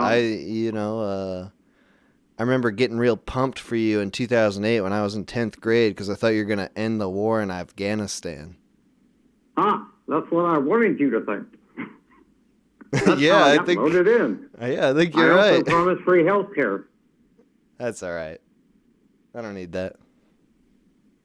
Oh well, it's a new year though. You tried.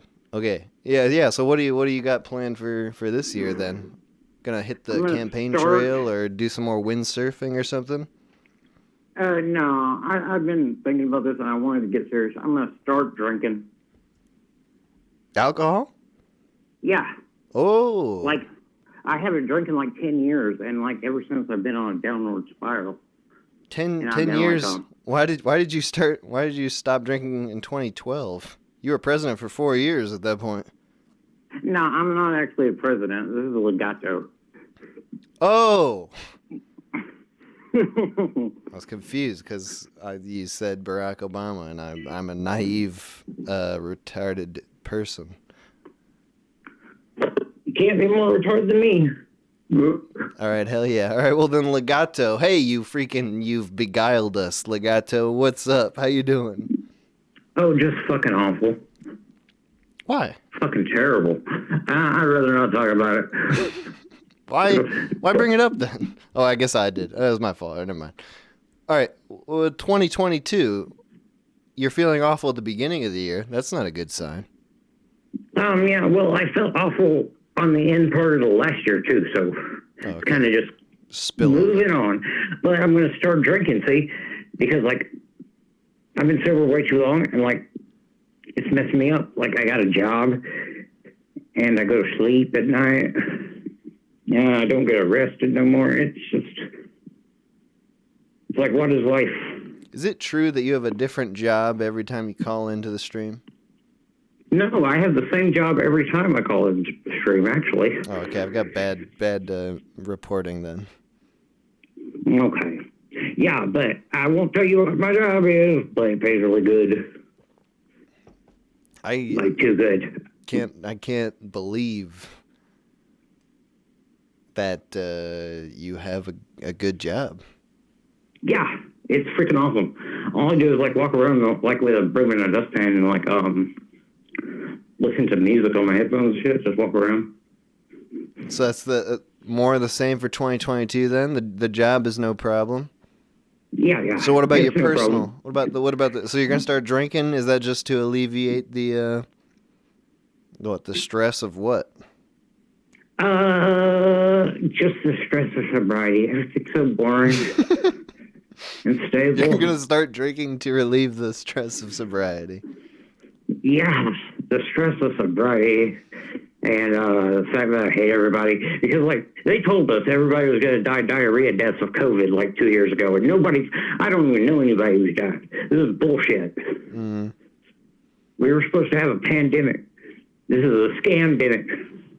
Nice. Like, this ain't plague times. I was hoping to see some shit. like some like leprosy type shit where like people are forming colonies, COVID colonies, and things like that. Yeah, stuff like that. Because like China was like welding people into their houses and shit, and like kidnapping them, hazmat shit, suits and shit. And they showed like rivers of diarrhea in the hospitals and stuff, and I was like, God damn, this is gonna be awesome. Yeah, I was thinking at the outset that there should be like a bubble dome amusement park where everybody that they're like pumping hot steam into, and people can go there and get COVID, and it's just like a giant place where like everyone's transmitting it. And like if you're old, you don't want to go there, obviously, but everybody else could just like have a fucking awesome time and then get immunity and stuff like that. Well, that sounds fun. Nobody But did that seriously, though. Okay, yeah, let's be serious. But for serious, my New Year's resolution, for real, is I gotta quit soup. Don't say that, Legato. Why are you trying to upset me? You know. No, you don't know. I should probably be eating solid foods. I've been drinking soup for too long. What's happening to your stuff? A little liquidy? Yeah, well, I mean, like, maybe I should get more proteins, maybe more carbs and stuff. That's what beer's for. It's liquid carbs. Oh, no, I can't drink. I actually don't drink. Because, like, last time I drank, bad stuff happened. Legato, the inconsistencies are piling up here. It's starting to piss me off. Why don't you give me a straight goddamn answer for once? But things change minute, hour. Things change all the time, in minutes and hours. That's how it works. So that's where you're at now. Even though drinking has done you dirty in the past, you've decided to put that behind you and start anew. Yes, and start drinking again. It's a fresh new world of drinking. Maybe you should try drinking different stuff. That might be a good idea. I was like drinking like Heaven Hill whiskey, if you know what that is. No. It's like $10 for a liter. Ooh, yeah. If it's got heaven in the name. Yeah, it's Heaven Hill. And Aristocrat Gin, I used to get that. Have you ever heard that? No. These brands are so shitty. I've never heard of them. Yeah, well, they're pretty shitty. Aristocrat makes a tequila too, and it tastes just like ass. No, it tastes just like ass and armpit, but not a good ass and armpit. This is what you're getting back on, or these are things that have done you bad in the past. No, I got more money nowadays. I can buy some cognac and shit. Oh yeah, hell yeah.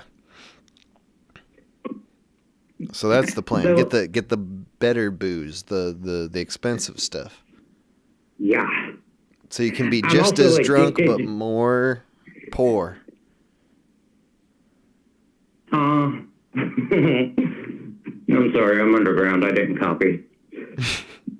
It's all right. It's not important. All right, Legato, do you have any final words here for the listeners, like advice for their 2022?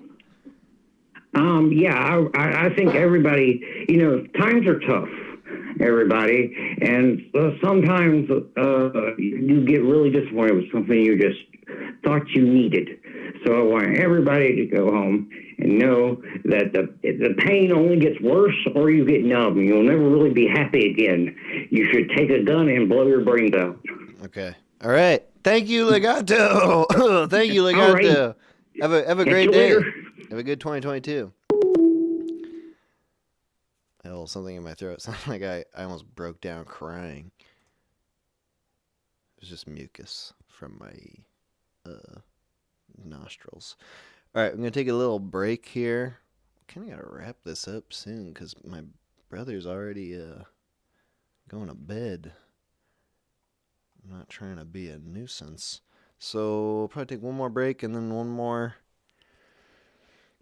hour or so.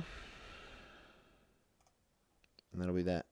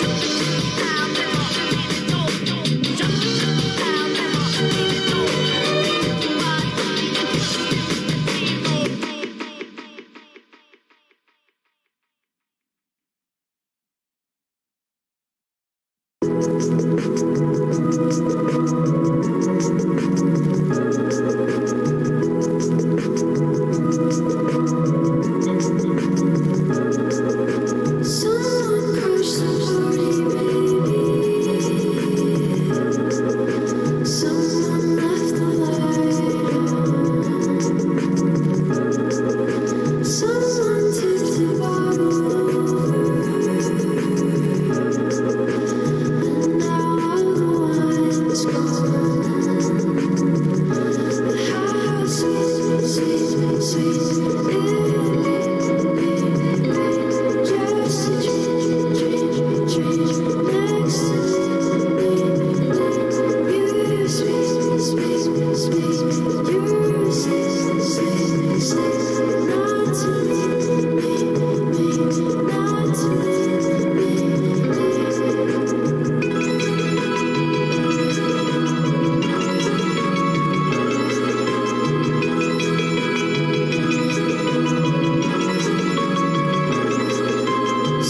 Someone's on the bathroom tiles. Someone's in the backyard. Someone went home empty-handed. Someone backed a rock star. But how sweet, sweet, sweet it just a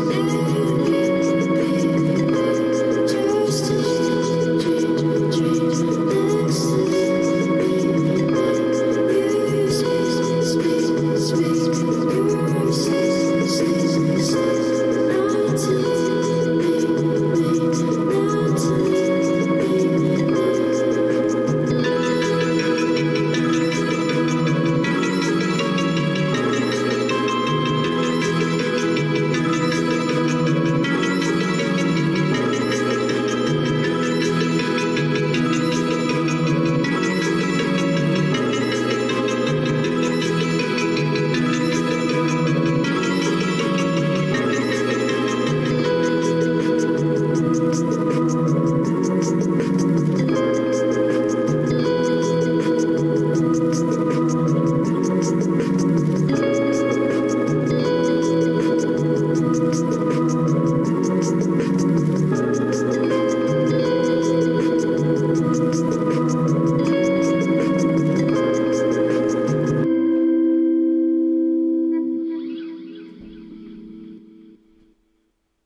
Boys, Aye. what's up? Nothing much. We You? lost a lot of the boys. Yeah. But everybody's gone. Just me now. What were you guys? What'd you guys say? They alienated all the boys. Oh, there he is. Yeah. The man, the myth, the legend, Mr. The Minute Hour. I can see what you've done this year. You've changed things a little bit. Yeah? What do you mean? Last time, hey, I'll be back in like 2 minutes. This time, back in a min. 1 minute. Hey, give me some time to go take a piss. Come on, That's what the buddy. whole break was. If you were watching the stream, you would know that there was a 5 Got it, but it's muted because I'm talking to a large homosexual here. I'm trying to connect. All right, fine. What were you guys talking about before I interrupted? No, we don't want to talk about that. We don't want to talk about that. It was fucking depressing as fuck. It was depressing. We've decided not to do that. We've changed our ways. Okay. Yeah. You guys have decided to not be depressed anymore. Not in public. Yeah, just in private. Hell yeah! Tell us about those good vibes you've been feeling then. You know, I made a tomato sauce the other day, which I'm sure you will love as an Italian. I like where this is going. You know what I do? You know how I like to make my sauces, right? With like cabbage or some shit? Yeah, I didn't have any cabbage this time, but I've got the carrots in there. I've got some chopped up, like very, very old clearance, half frozen capicola style ham slices, a can of pumpkin in there, a bunch of tomatoes, diced tomatoes, all that sort of shit. Big old pan of that shit, baked in the oven, reduced it, put some molasses in there to give it some color and some sweetness. I'm an American. You like it sweet? Yeah.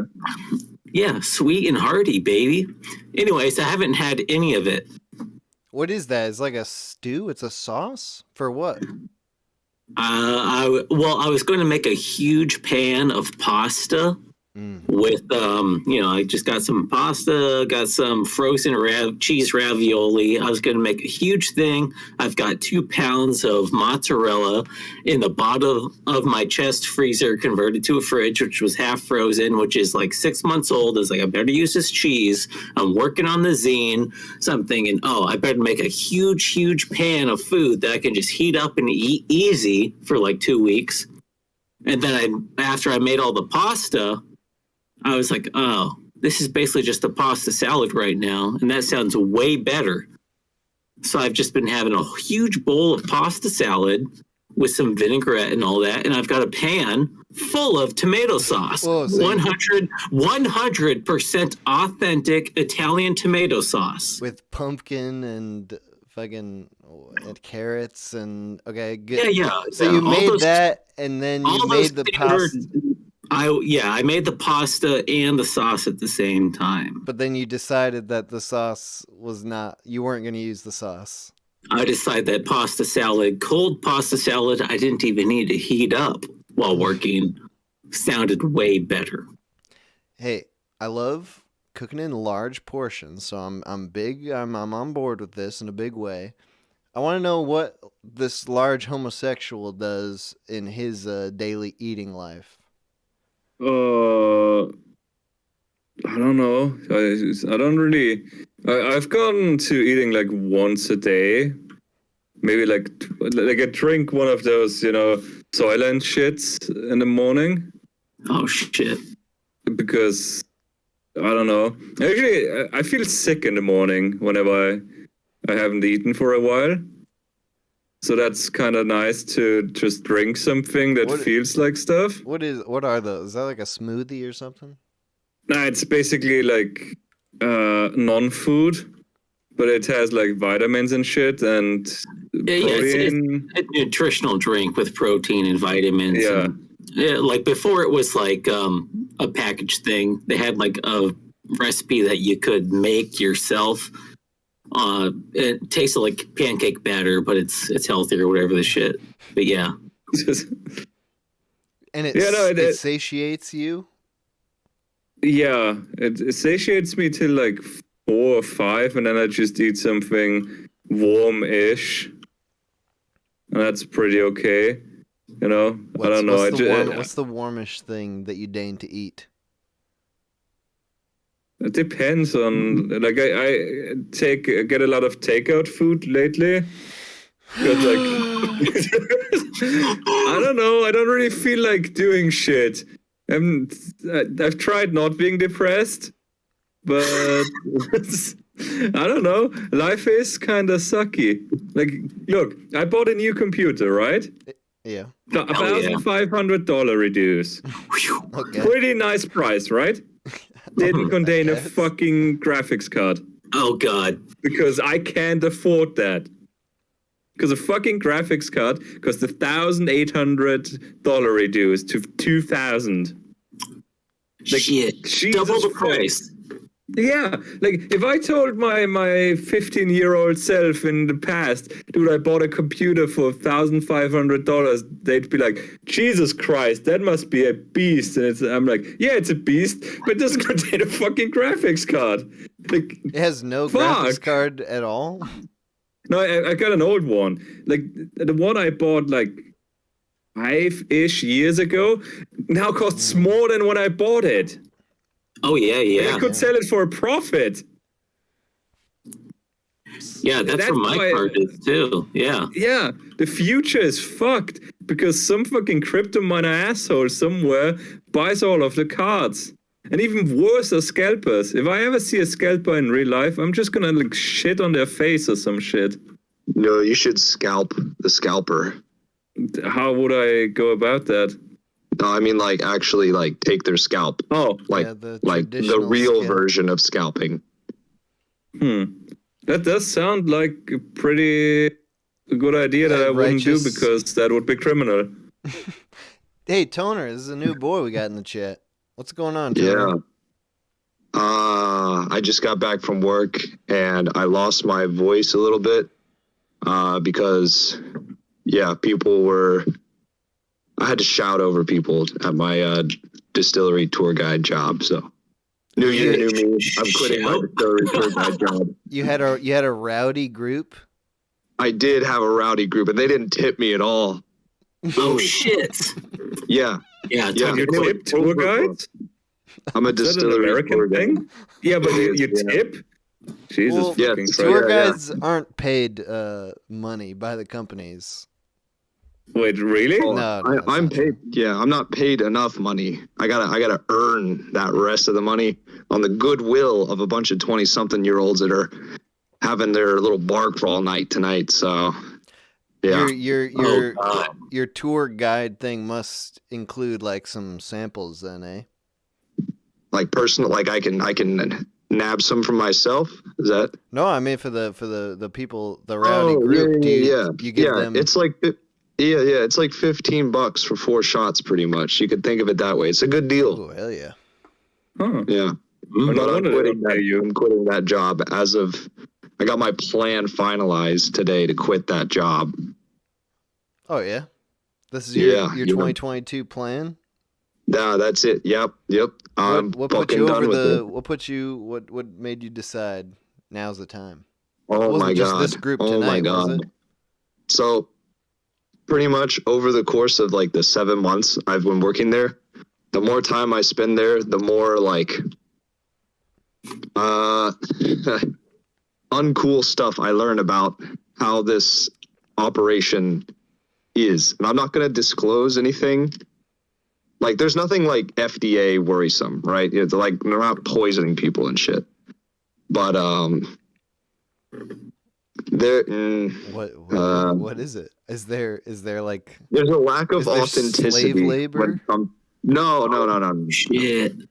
No, and you know what? There's a lot of factors actually. It's not just how they run things and how they are not authentic, but and don't care, and pretty much I feel like the owners are like they're like actual real estate guys, and I think this is like a pet project that they're trying to like make some money on, but they don't like care that much about the craft anymore. Like I'm not gonna, and you know that I got hired like on the pretense that I would be able to move into production, and I'm like, they're slowly doing that, which is cool, but I'm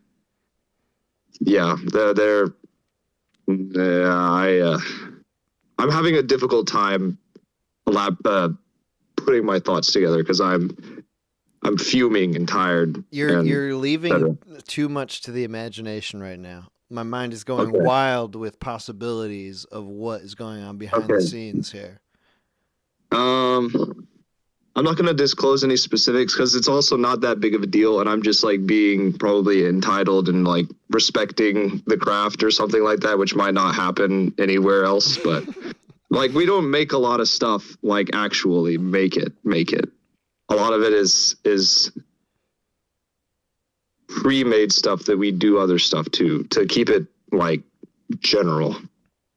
It's not like as much of a from scratch operation as I initially expected.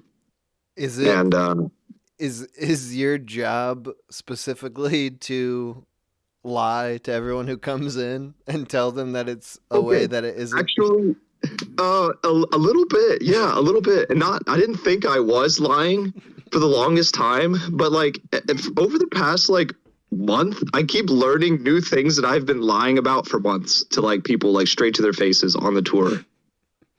Does it make it harder? Does it make it harder now that you know? It does. Like literally today, I learned new shit. I actually like worked on the last batch of something that is being made in house, and my coworker's like, "Yeah, everything else is going to be like sourced from now on." And then I like 20 minutes later turned right back around to like some customers like, "Okay, this is how we make this, and we make it here," which is a flat lie, but and a lot of the equipment is going to be like for show now. So, God damn, that's so messed up. They just have equipment there to just be like, this is theoretically, this is what we would use if we actually made liquor here. Yeah. Yeah. It's turning more into like a bar now than a distillery. And I'm not a bartender type person, but I think they're expecting me to like bartend shit. Dude, so. I wish Teratomo was here now because he works at a brewery bar type thing that I visited. Yeah, I bet it's the same shit. I bet it is. I bet it's the same shit that he's going through. And it's like super hip. Like all the brewery stuff is in the downstairs part, and the bar is all upstairs. And there's like, it's like a barcade too, because it's all that very hip shit. Yeah, there's a barcade right near my distillery, like walking distance. What the fuck is a barcade? They got arcade machines and shit there. It's a bar. It's an arcade for adults to get drunk. Dave and Buster's, but smaller. Mm-hmm. I feel like America is just kind of filled with man children. Is that a thing? Yeah, a lot. Yeah, for sure. Okay. But is that just I don't know. us? We don't have man children here. Oh, come on. No. You got man babies. You can't even, you eat Soylent and takeout every single day. And you're an adult. That's why I can't afford a graphics card. Yeah. Well, so yeah, this is Lordy's problem is like, you can't play the video games that you want, but America is full of man children. Dude, a fucking barcade? I'm not defending barcades. How is that like? I'm just saying it's a global thing. Man children are all around the globe. I've never heard of a barcade before because that just sounds kind of stupid. I can't. Yeah, do you get prizes still? Like, can you win tokens and? It depends. Yeah, they do. If have you go to that. Dave and Buster's, it depends. It depends. They do have prizes. They do have shitty. I remember when I visited Portland, Oregon. We went to a barcade, and you pay money for coins, and you play games, and you get tokens, and then you can win like a ball, a plushy ball. Jesus fucking Christ! I want to drink, play skee ball, and get some plushies. Yeah. I mean, I used to just go to the corner store and get a tall can and chug it, then go into Nickel City, pay $2, get in, and play all the free games. I've never heard of Nickel City. It's a nickel kid, man. All the games, everything's in denominations of a nickel, dude, and they have a free section. It sounds like a utopia. Nickel City. Which one is the nickel? 5 cents. Yeah. Huh. Did you ever think about how retarded it is that you don't call your money like by denominations of how much money it is? We've got nicknames for them all. That's cool. Yeah, we're really personal with our money, so we give them like actual names. Also, this is a kling clong, and here 5 flap flops. We've got a nickel, cling. We've got a dime, we've got a quarter, a penny. A penny, ooh, baby. I remember once going to the flea market, and there was like, at that one flea market I went to, there was an entrance fee, and oh shit. It was, I'm trying to remember how much it cost, but I paid with like a 50-cent coin. I think it was like 75 cents. No, it was like $1.25. I was like, okay, well, I'll give them a dollar coin and a 50-cent coin, and they'll give me a quarter back. And I slid the coins in, and they just looked confused, and then slid the 50-cent coin back, and then gave me my ticket and went, shit, I figured it out. I figured out how to save a 25-cent piece every single time. You should do that with $2 bills. There's no $2 bill slot in the cash register. I've done that before too. $2. People get confused about that shit. Is this real? Yes. Do you have a lot of those JFK half dollars? I feel like those are fairly rare. I mean, you can go to some banks and request a roll. Really? I don't really do that. Yeah, like some. There's like a whole thing. People will do that, and they'll try to like go through old rolls of money to get the silver coins. You know, the pre 1965 90% silver coins. Right. So usually they don't have them because people have been doing that forever. And especially with like the $50 and the dollar coins, like especially like the big dollar Eisenhowers. Shit, you hardly ever see those. I've never seen that. I've only seen the Sacagawea dollars. Yeah, well, before that there was the Susan B. Anthony, and that was like the shape and size of a quarter. So people always got that shit mixed up. But yeah, sure, Lordy's having a good time listening to all of these names. How did you feel about hearing Sacagawea dollar? No, I've heard of Sacagawea. Okay. Yeah. Very nice. But you haven't heard the nickel? She's a great American hero. I've heard, like, when I was in America, whenever I got my money, like my change back, I was like, I'm assuming this is correct because I wouldn't even know what to ask for if it was wrong. Like, you have a bunch of coins, and there's like no number on it. There's nothing that could tell me if that's an actual, like... That's true. There are no numbers on any of them. A lot of them do say you just have to like read a novel to figure it out. It's like, somewhere in like the mission statement. You know them by size, basically. Yeah. Yeah. The dime is smaller than the nickel, but it's worth more. So. Yeah. Yeah, no, I always just assumed I got correct change. And if I didn't, I wouldn't have known. Because there's no way for anyone who hasn't grown up there to find out how money works. That's how we do it. Yeah, that sounds like a you problem, baby. Yeah, maybe you shouldn't have come to our country in the first place. Pay with card next time.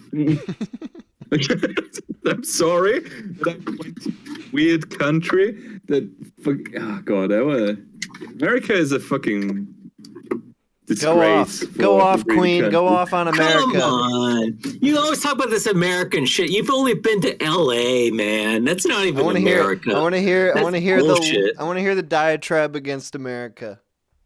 No, it's confusing as hell. It's like too big. There's too much stuff. We're talking about not coins. We're talking about America in general now. Yeah. I don't know. I was always confused by, like, why do you employ people just to be annoying at, like, when you enter a store? Why are there people that want to greet me? I want to talk to people. Fuck, I hate people. Like, if you hate people, why the hell did you go to another country? I didn't realize it back then. You didn't realize you hated people until you visited America? Yeah, then I realized, Jesus fucking Christ, if these people are people, I do hate them. Like, fuck. He goes to Los Angeles, walks into a Walmart there. They've got some disabled person who just has to bark out, "Welcome to Walmart." And he goes, "Oh, shit, I hate people in America. I've had enough." No, but that's really fucking disturbing to like go into a store and there's a person who's like, "Hello, how are you?" And you're like, "Fine, and you?" And they look at you like and don't know what to say because nobody fucking ever asked them what they feel like. They're like I think they're there to be like completely ineffectual bouncers. Like they're there to spot the troublesome people as they come in and then do nothing about it.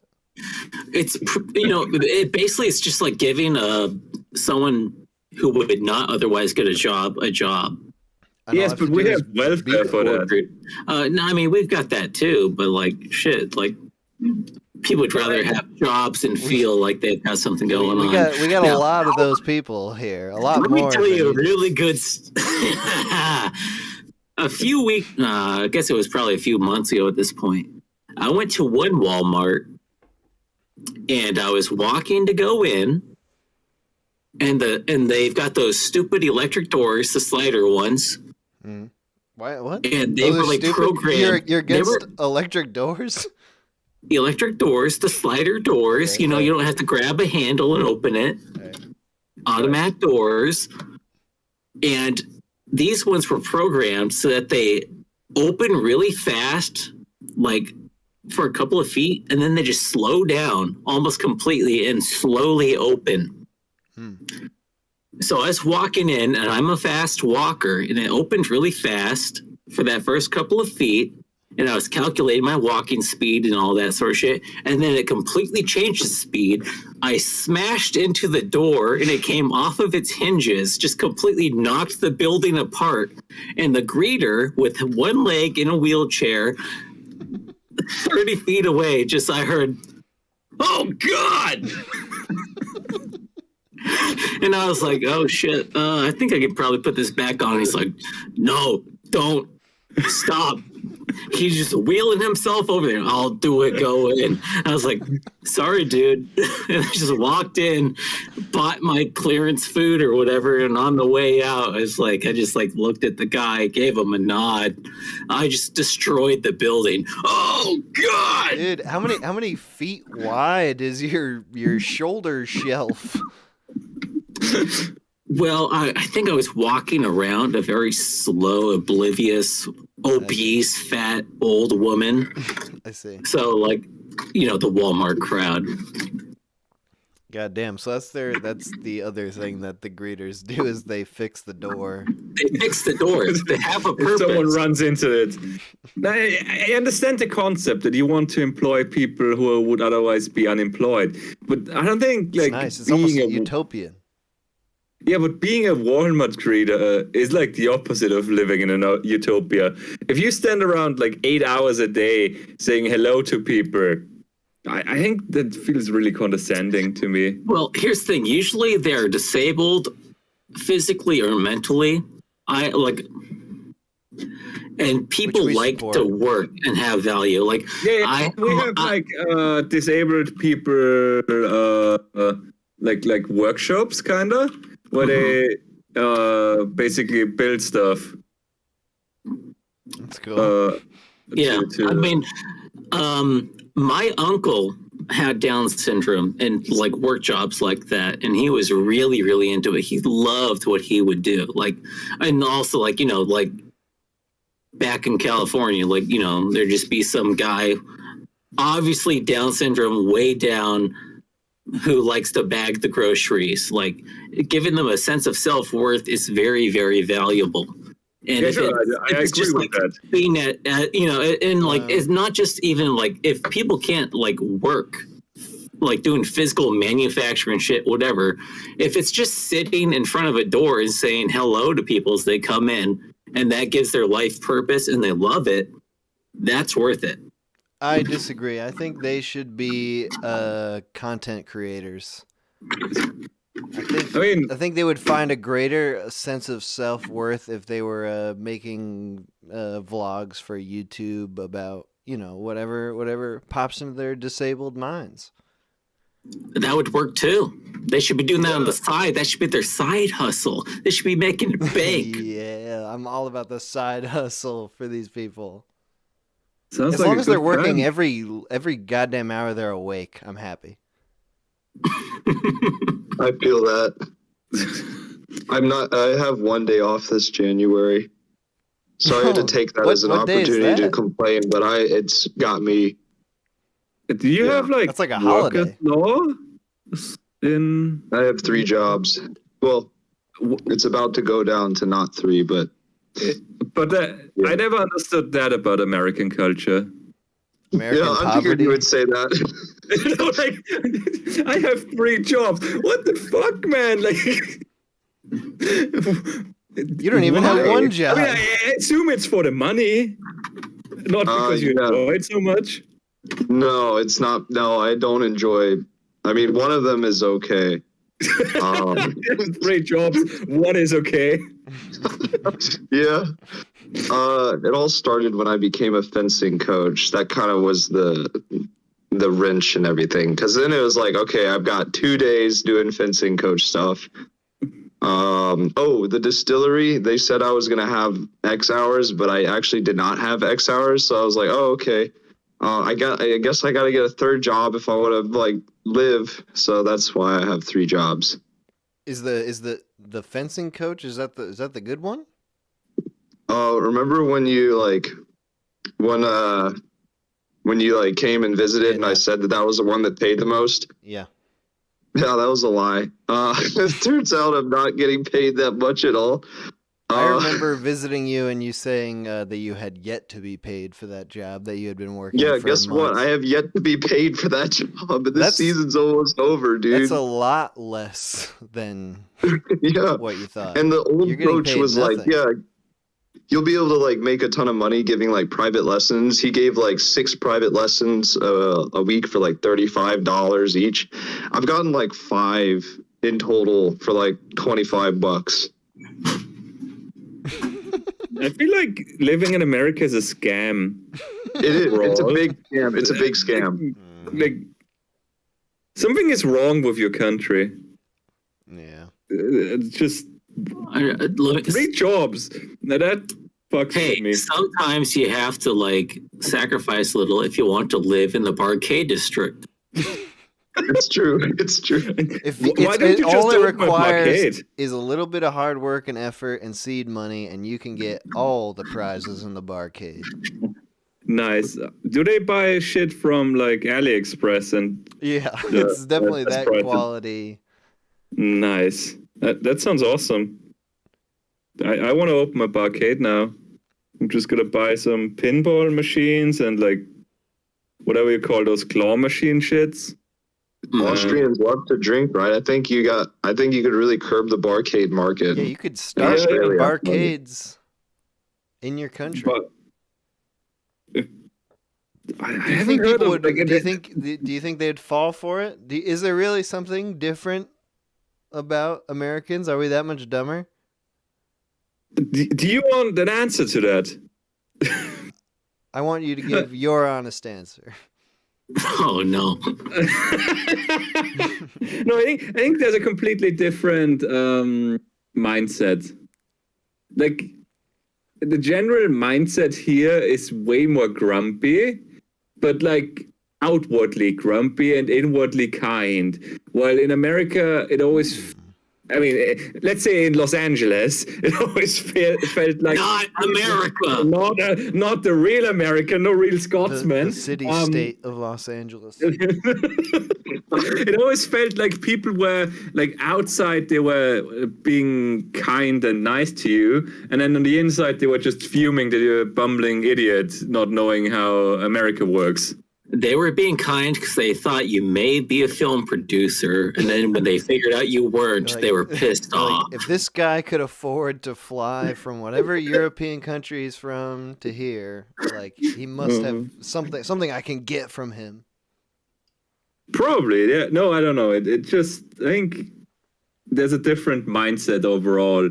Like, I don't know anybody who works 2 jobs. Or has had to have 2 jobs. Who have 1 job? I know people who have 1 job, yeah. All right, good. All right. But I don't know anybody who has to work 2 jobs, let alone 3 to like just. It's not like if you the people who might have 2 jobs. If I could think of anybody, they would do that to. Oh yeah, no, I know someone who has 2 jobs, as in. They work the same job at a different location to get extra money. Like they are a nurse, and they work in an old people home and in a hospital. Right. And it used to be a term, moonlighting. Yeah? It was a TV show even, where you would have a main job and then like you'd have a side job that's only there to make extra. Moxie, are you looking up moonlighting? I'm trying to remember if it was that's the one that has that guy on it. Bruce Willis. Hell yeah. Who's the lady? Sybil Shepherd, is that right? Who gives a shit about the lady? It's Bruce Willis. All right, fine. But yeah, so like it is definitely like seems like it used to be a thing where it was like that was a fun thing that even deserved its own term, like for people who are making extra money, but now it's kind of more just standard. Yeah, but isn't that life in general? Back in the day, you could live like comfortably with children on a single income. Nowadays, you can barely afford to live with children on a dual income. Well, it depends where you live, man. If everyone's trying to live in the city, in the Barcade district, that's a premium. That's 100% Is there actually a Barcade district? Yeah, dude, I work in it. I'm trying to raise kids in the Barcade district. I think there are cities that do. A Barcade in New York that is called Barcade. Yeah. They have Dragon Slayer. Yeah, the Barcade. Yeah. Oh wait, never mind. I was gonna say what it was called, but I don't want to dox myself. Yeah, don't. You've been talking shit about your company. Yeah, no. I undisclosed liquor producer. Jesus Christ! And the people, your employers, are obviously huge fans of the Minute Hour and watching. Yeah, they're listening right now. Like, oh, I think I know who this guy is. Wait a second. See, they have Daytona, USA in this Barcade. I think that's illegal because you shouldn't be allowed to drive while drunk in it. Or Crazy Taxi. Well, you can't drive while drunk? Wait a second. You can't drive while super drunk. You don't know about American culture, baby. You can drive while buzzed. Point 0.08 is pretty high. I've discovered that like 0.08, that's the blood alcohol content level that's illegal to drive at. That's drunk. Well, I mean, that's what it goes at, I presume. What is it, like 3 beers or some shit? Not for me. It's a lot. No? 0.08, like if 3 beers is like 0.04. Oh, shit. 3 beers in like an hour and a half. I just want to point out Barcade is a copyrighted term. So we've been talking about Barcade and Barcade likes. Okay. Oh, yeah. Oh, God. Barcade likes. The Barcade likes district. This is similar to the concept of the original Barcade, which was invented in the 1800s. Fucking, if you Google Barcade, it says home Barcade, and then a copyright sign, the original arcade bar. That's the only one I go to. Yeah, no, don't go to the knockoff Barcade. Not if I mean, they got all the shitty prizes there. They don't even have AliExpress, they have GearBest prizes. I don't understand that reference. I bought something from GearBest 1 and I got dicked over hardcore. Never again. Yeah, fucking GearBest managed to like not send my shit twice. I bought like a tablet. First time I bought a tablet, and I was like, okay, I'll try this one. I turned it on, and then like 10 minutes later, it died. It just died completely. I was like, oh, great. And they're like, oh yeah, you want to return it? You have to send it back via, USPS Priority International, which costs $70. Like, this is a $90. Go to hell, you sacks of shit. What is this site? Where is it located? It's on the internet. It's called gearbest.com. But don't order from it, because I ordered some I don't know, like electronics shit, and they put $5 as value on it. It was like fucking 2 kilos or something, and like all people asked me if I'm retarded. I was like, no, I'm not retarded. I didn't tell them to do that. They're trying to get past all the import duties and shit. Like, they always fudge the value and they put fake shit on the label. Garbage. I remember one dude on I think that one Reddit had something where it said, discreet shipping, and he bought a dildo, and it said like adult pleasure toy in parenthesis dildo on it. That was amazing. That's a discreet title? Yeah, that was a discreet title. Because it was in parentheses. The indiscreet one would be big black dong. Dragon dildo in parentheses XXL barbed. Okay, boys. Any final thoughts here before I get back to the calls? On 2022. New future, new you. Yeah, exactly. Yeah. No.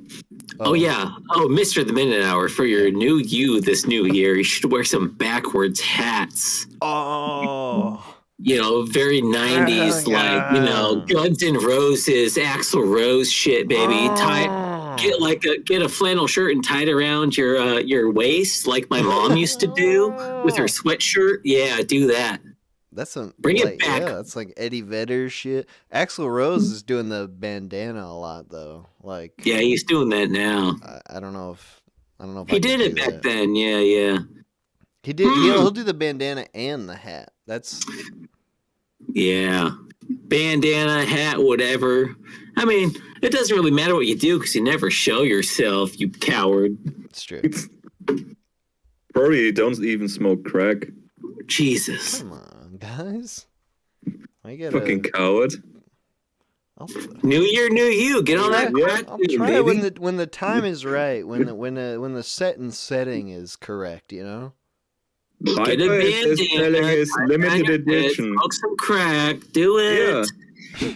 Buy the limited edition vinyl of Viper. Y'all cowards don't even smoke crack.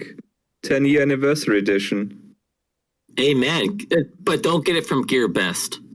No, buy it from his Bandcamp store, where he put out a video saying if you cancel the order, he'll cancel you because he hasn't sent those out in like half a year or something.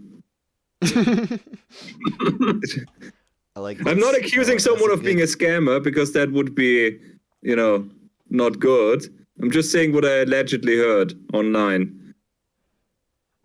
All right, boys. I'm gonna leave you now. Yeah. Take some phone calls. I'm only gonna take a couple because I can't do the show for much longer. But if you boys are around 9 is when I think I'm gonna be ending this shit. So I'll be back here if you guys are around. Yeah, I'll be around. Yeah. That's a promise. All right, good. All right, talk to you boys then. See you, dude. Bye.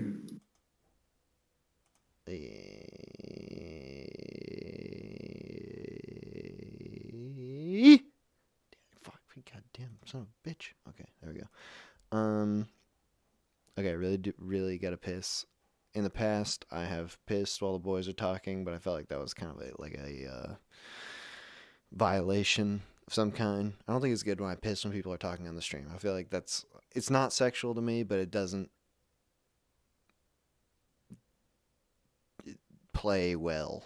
Me pissing while someone else is talking. I'm not getting off on it. I just need to piss, but I just don't want to.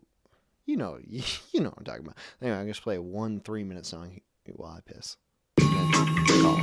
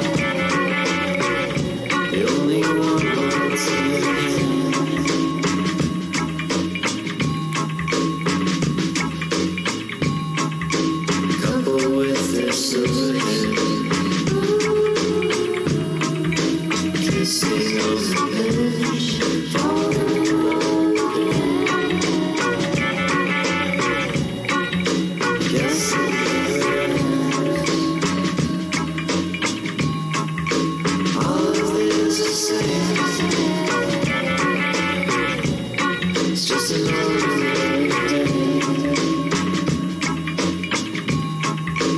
All the world's a stage on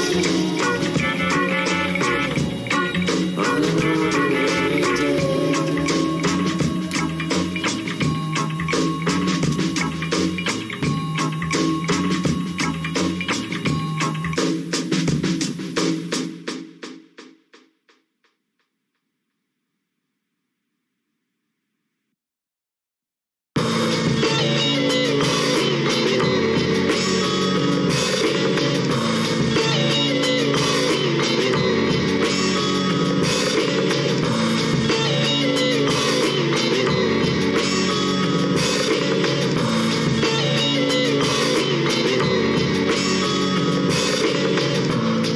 When I saw you standing there with the dyed upon your hair, they said that you had cried.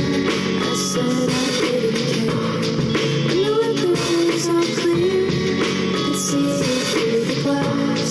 There's something I could tell you, but I forgot to ask. In the shadow of the storm, the lighter makes a spark, but I look better in the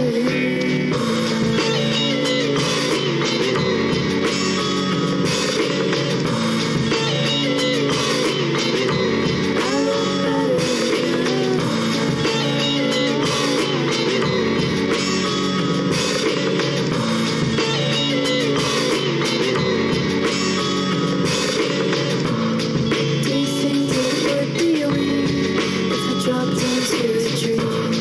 Always the first to know, always the last to leave. If you're sober in the morning, you can always just pretend that you're drunk on the way home, and the party didn't end. When the sunlight meets the dawn, you'll see I'm not the one you want, 'cause I look better in The night is a thief, some poets wrote, steals the colors of the day. It's kind of pretty if you like words. For my dog, they're not exactly true. Because there are colors, right? The burning red passion, the angry green jealous, and the ugly, terrifying black fear.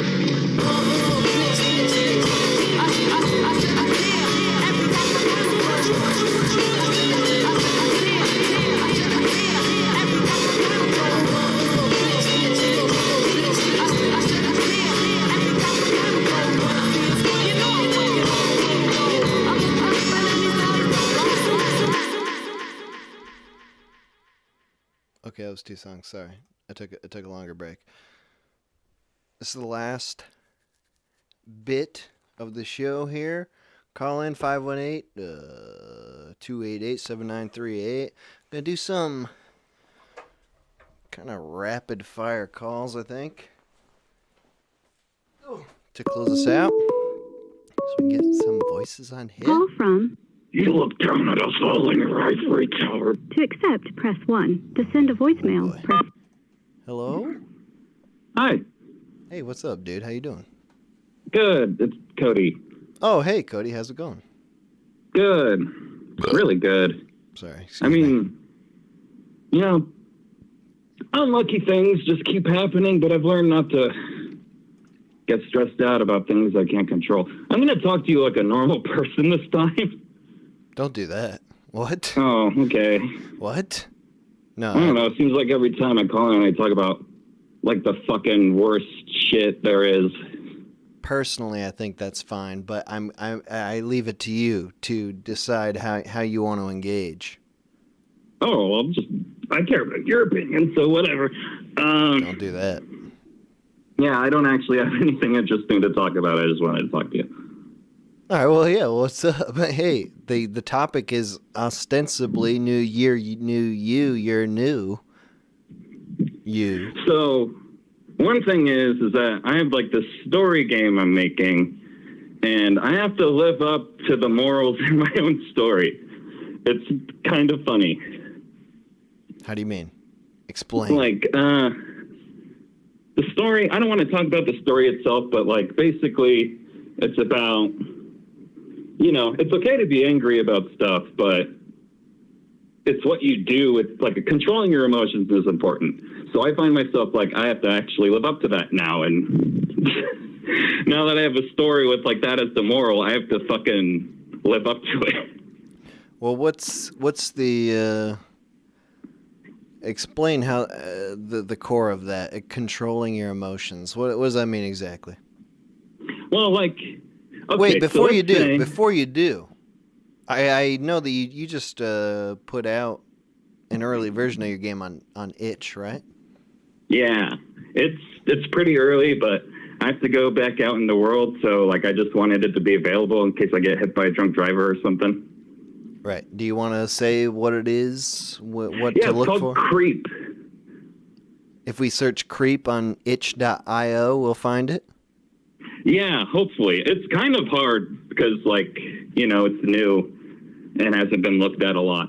So, like, sometimes it's a bitch to search for anything, like on YouTube or something. Like, you could type in the exact title on YouTube sometimes and you still get, like, fucking other videos come up. YouTube, like, the algorithm's a pimp. YouTube search has collapsed. It like, yeah, you search something, you get like 4 results that are relevant, and then you just get like a bunch of trending shit. Yeah, certain people I can't search shit for because like they're not popular enough, as if that's fucking important at all. I don't know. I could. The great way to search on YouTube. The great way is to click on the settings and search by upload date. That's the only way to get the OG YouTube search experience. Because then it doesn't. I kind of hope this platform. Because then it has nothing to do with like it has very little to do with relevance and you know, popularity and everything. It's just like, what is the most recent thing that was made that is sort of about whatever. Yeah, and they just fucking, the way they motivate people to make stuff to be like content farms instead of actually having good art and blah, blah, blah. I could get into that. Do you want to go back into the other thing? We hate YouTube. It's common knowledge. Yeah, that could be like 3 hours. So the moral of the story, blah, blah, blah. So let's say, hypothetically, you know that like the president, you know, not like Trump, Biden, whichever one, it doesn't really matter. But let's say you have evidence that like the election was stolen. Oh no, go on. Or yeah, anything. Okay. Like you can actually prove it and you have evidence, like it doesn't mean you can just like, you know, do anything on your own. Like I could have evidence that like the president's a creep. It doesn't mean I can like go get him. On so, YouTube? Like, it's important to think about what you can do.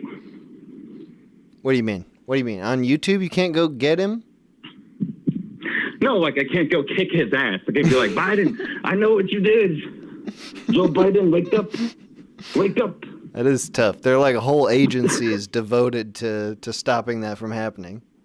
Dude, yeah. Not that, like, domestic terrorism is okay, but, like, there are fucking reasons why it happens. Like, it's never okay, but let's not fucking pretend like, I don't know, everyone wants to politicize these issues instead of actually thinking about it, and it pisses me off. So, with the game then, the game is about this, or about it's more about this other thing, this sort of code you have that you're trying to live by? All right. I'm going to say it's about two things. Mm-hmm. It's about the paranormal and a man who lives in a society. That's all I'm going to say. Super relatable. Yeah, so that's what I'll give you to start.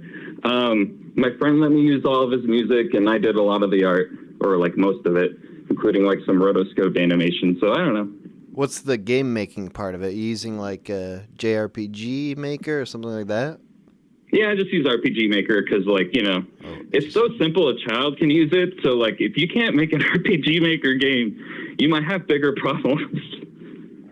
Am I wrong? Tell me if I am wrong, because I think you would know the answer to this. Was Barkley Shut Up and Jam Gaiden, is that an RPG Maker game? I think so. It feels like it. Right. So, I mean, hey, that's proof right there that, like, the tool doesn't matter as long as you know how to use it. Yeah, like I see a lot of like people, I won't say which country they're from, but like on Steam, they're selling like their shitty RPG Maker game with like, they added nothing but Adderall writing. Like you can put your own art and assets into these games, but some people just use the default assets and then like stay up all night writing something and selling it for $15. My game's free, and it's always going to be free. Like, Why? When I make my next game, Why do that? Why make it free? because I want my next game to be like more fun and actually like something I feel confident charging for, whereas this is just kind of showing like how I do stuff. I mean, it already seems to be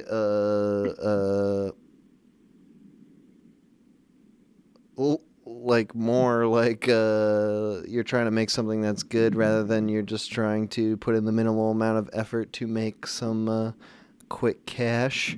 That's a good sign. I'd be like a piece of shit if I had a Kickstarter. Like I can support myself.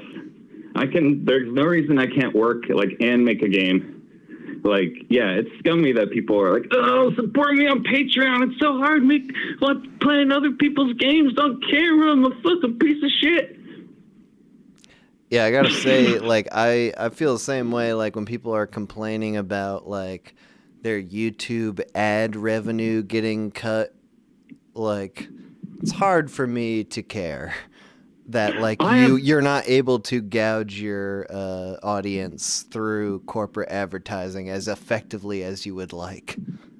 Yeah, I have copyright claims on videos, and sometimes I know they're going to get one, but I don't care because, like, you can still upload it. It just makes money for, like, whoever actually did the art that you're, like, transforming on. Right. Which is, you know, it's not a perfect system, but it's better than the old version of YouTube where it was just like if you did something that had copyrighted shit into it, they would immediately just take it down. Yeah, that would actually bother me. Like my channel's like a fucking nothing thing, but I'd still be sad if it like got deleted. Because I don't know, I enjoy videos that I made. So what are your plans for 2022 then, bro? If you're already at the point here where you've just put your game on itch, even though it's like not completely finished, but it's you know, it's at a point where it's worth showing, it seems. It's like the first part of the saga out of 2. Mm-hmm. So it'll be like longer when it's done, and when it's completely done, it's still going to be free. But it's just kind of a passion project and also practice because like.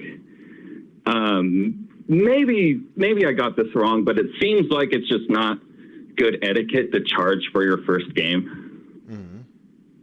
Like it kind of shows like you're in it for the money. Maybe I'm wrong. And like obviously if your game is like if you studied for a really long time to make your game like actually fun so that a stranger would be like impressed, like then yeah, charge for it. But this game's very like first game. And so I planned this year to just like keep my head down, keep trying not to be a piece of shit. I feel like I have changed a lot just like in this last year. Why? Just doing art.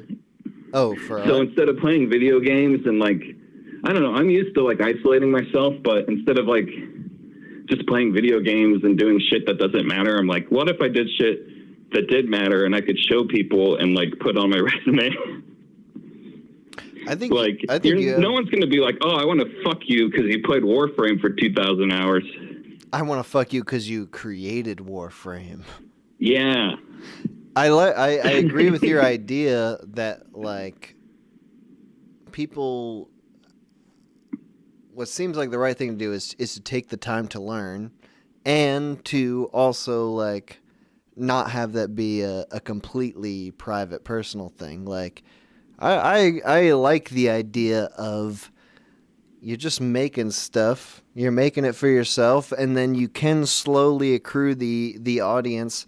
I kind of believe that you shouldn't be charging anything until you already have the audience that like already trusts you and believes in you. It's a weird thing in general, I think with art that you have to pay for it before you experience it. It kind of like would make more sense if like you got to experience a game or a movie or anything, and then at the end you'd be like, "Oh shit, that was great. I will pay for it now."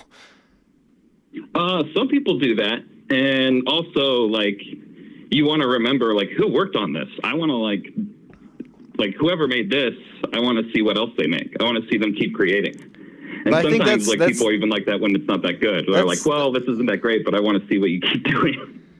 That might be less common than you think, though. I feel like that thought occurs a lot more to people who make stuff than people who don't. Like, people who make stuff, when they experience something really great, they're like, wow, I would really like to learn more about the people who made this. Whereas people who just consume stuff, they're just like, another great fucking thing for me to eat up in my chair. Yeah, I want more of that. More of the same, please. All right. It's been all decided. Oh, yeah. But, dude, creep, itch. Thanks for letting me chill, dude. Dude, hey, you're not the first on this stream. This is the shill stream. All right, man. Have a good night, and thanks for not shadow banning me from Google Golf. I don't know how to do that, but even if I did, I wouldn't do it. Right on. Right. Bye. Hey, man. Have a great night. Have a good 2022. Good luck with your game. Hell yeah. Bitch raping time. All right. See you, dude. I didn't actually hear what that last thing was. Call from Baby Christ. To accept, press 1. Baby Christ? Oh, wow. I got it. First try. Nice. How you doing, Minute Hour? I'm really, really good. How are you doing, man? I'm fucking complicated right now, which is weird for me. But, I called once before. I think I called myself Pot Brownies and then something else. I have no fucking clue. It was a while ago. But, What stream? What was the topic? That is a good question. I think it was the conspiracy theories one. How do you just think? Like, don't you remember what you were talking about and what the whole show is about? Is it that hard? Well, I was mad nervous at the time, and I was kind of just talking out my ass. All right, that's cool. What about today? Do you have today? Now you can talk about out of your ass, but you talk about yourself, and so your ass is like that's a good source of information. Speaking of talking out my ass, you should check out a movie called Society. It's from the 80s. It's body horror. It's pretty fucking... It's interesting. I have seen that movie, actually. Yeah, dude, it's fucking crazy. But, We used to do Discord movie nights for the people who were making the zine, and I remember seeing Society. That has quite a powerful ending, as I recall. Oh yeah, it fucking goes from 0 to 100 real quick. Jesus. So why do you bring that up? Oh no, it just popped into my head because the father in the bedroom, butthead. Yeah, you remember. But no, new year, new me. So what's changed for me? I mean, I started doing it last year, but I've gotten into cryptocurrency. One of those dreaded miners that they fucking talked shit about a bit ago. You're mining? You're not in the investing random cash? You're in the mining side of it? So there are a lot of different ways to mine now. You don't always have to use a GPU, but yeah, my GPU is doing that right now. I also do a bit of trading, but it's ultimately with what I mined. How long have you been doing that? I think it was... Well, since I originally started mining, it was probably in the middle of 2020, so probably right before June, I want to say. Started doing that consistently. Is that... When was the big Bitcoin jump? Was that the beginning of 2021 or 2020? So there were a couple of them. Like, back in 2018, you could get it for like $8,000. So it wasn't that terrible.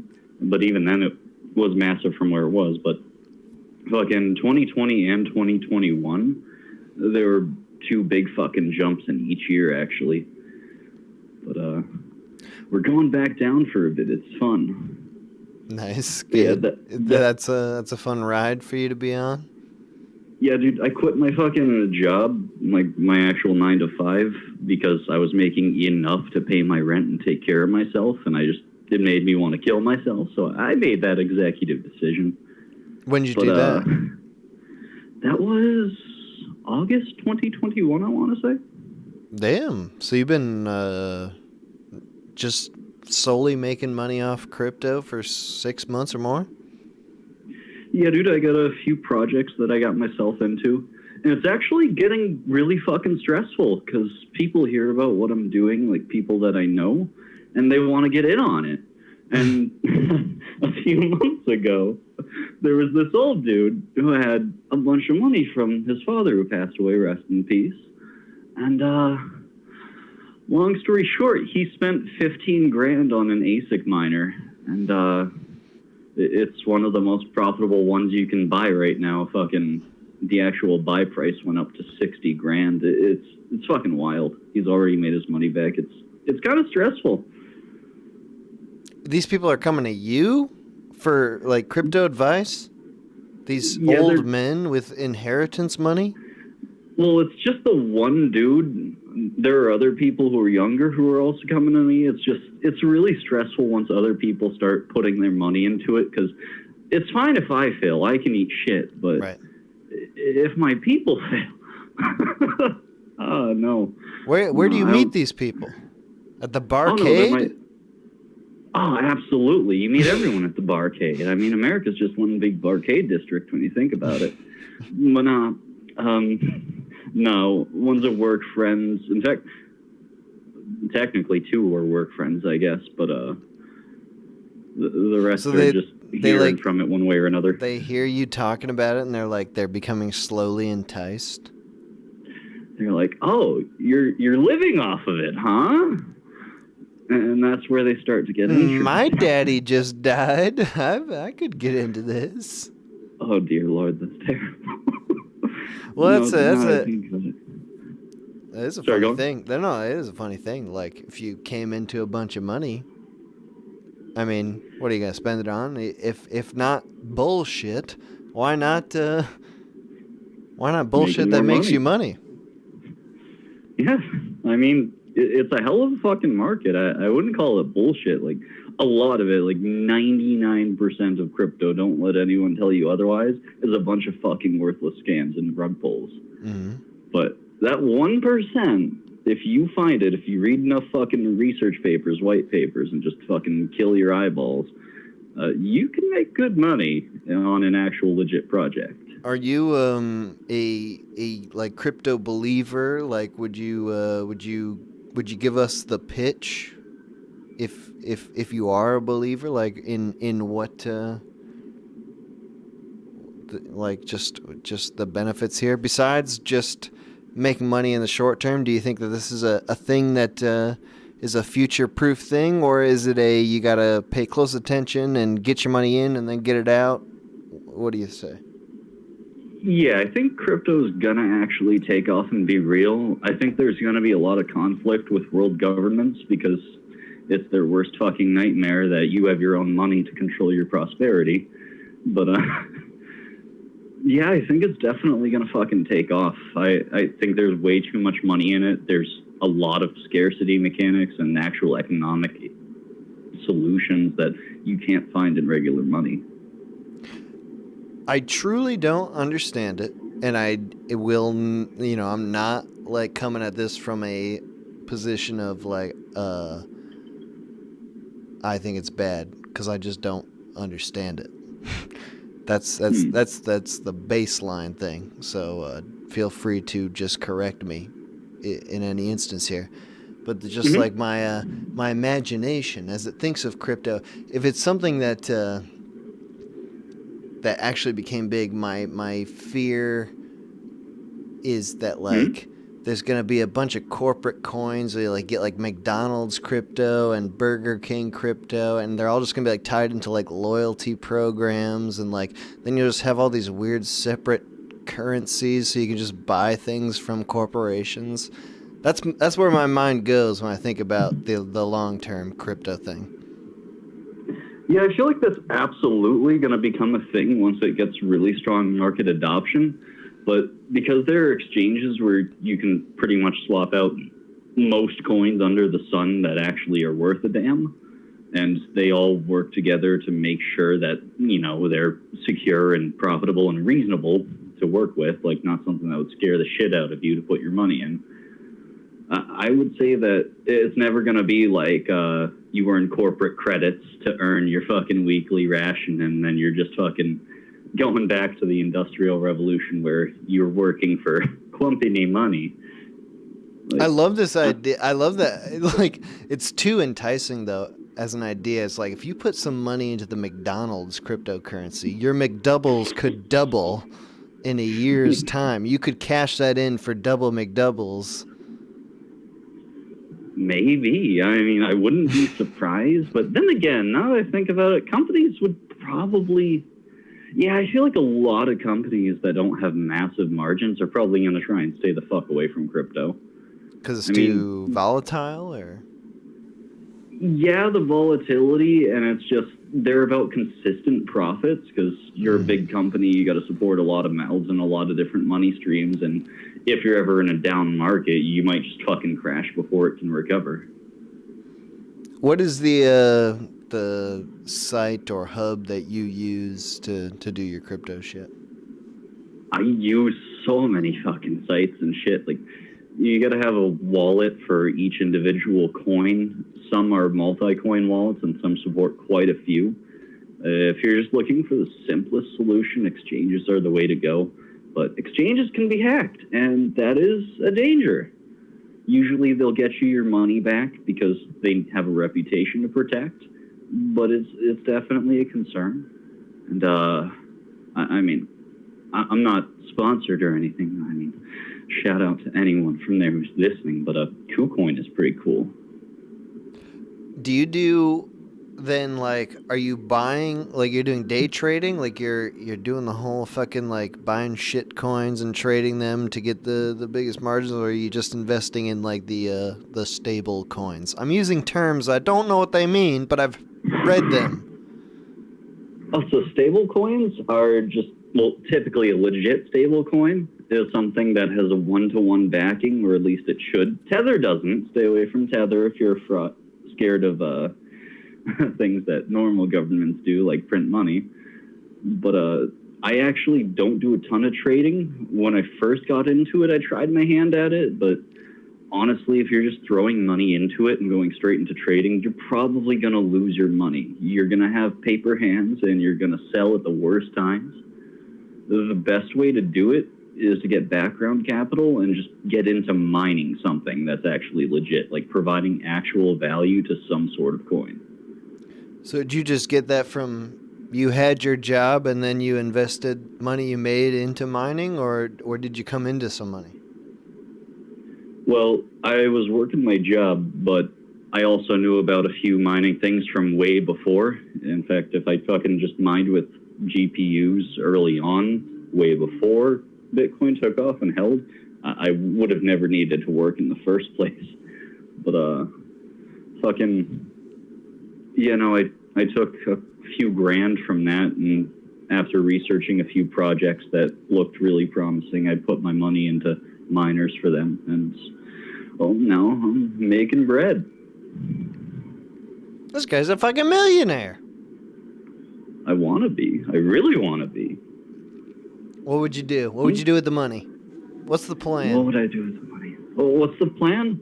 Okay, so if I don't get super rich, but I get okay money, I'm going to move to somewhere like the Philippines, where our dollars stretch farther than they would ever need to. Like, I'd already be close to being a millionaire in the Philippines because they use pesos, like Mexican pesos. And fucking, I could just retire there. So like, I can get me a Filipino woman and just chill. So that's your thought. Do you have a dollar amount that it's like when you reach that, then it's no more of this? Or I mean, I feel like a lot of people when they're making the money, like it's pretty tempting to just put all your money into making more money. Yeah, and there are ways to do that where that's as financially safe as it gets, honestly, but you didn't hear that from me. But fucking no, definitely have money to live off of. Never put all your money in. Like a lot of people say it, but it's good advice. Don't ever put in money that you're not willing to lose. Right. Which for a huge amount of people is pretty much any money. Yeah, but the thing about crypto again is a lot of coins are like cents change, like things that if you just didn't eat out or do stupid shit with your money, you might be able to squeeze it into there if you are trying to buy, but highly recommend mining instead of buying. If you were cooking soup instead of eating Soylent and takeout every day. Yeah, fucking Soylent. That shit's disgusting. How can you eat that? You gotta be European or something. All right, hey man, thank you for calling in. Appreciate talking to you, man. Absolutely, dude. It was great. Can I ask you one more question, by the way? Go for it. So, if you had to guess, like other than liking your content, what would you say is the most unifying factor, the most common thing people have as far as watching your content and watching the live streams? Schizophrenia. Schizophrenia? I think you got a point there, yeah. But, that's yeah, dude. I mean, in my ideal mind, it's that everybody is just like, who watches the stuff I make is just like super cool, awesome, like person just like me. But I think there's a lot of crazy people, and I have no problem with it, by the way. Love crazy people. But that seems to be the prevalent thing. Absolutely, dude. I can definitely see your point. But no, we're all big dick swingers. We got six-pack abs. We're all millionaires. Like, no doubt. Even if you had all that and you were schizophrenic, I'd still think you're a real cool dude. Yeah, dude. I mean, schizophrenia is a bonus at that point. I mean, you already got it all. I personally believe, the schizophrenics, deserve a whole, in the past, they used to be the shamans and the oracles and all that stuff, and now we just are like, those fucking crazy people, but, like, they got something. There's something happening there. Who knows?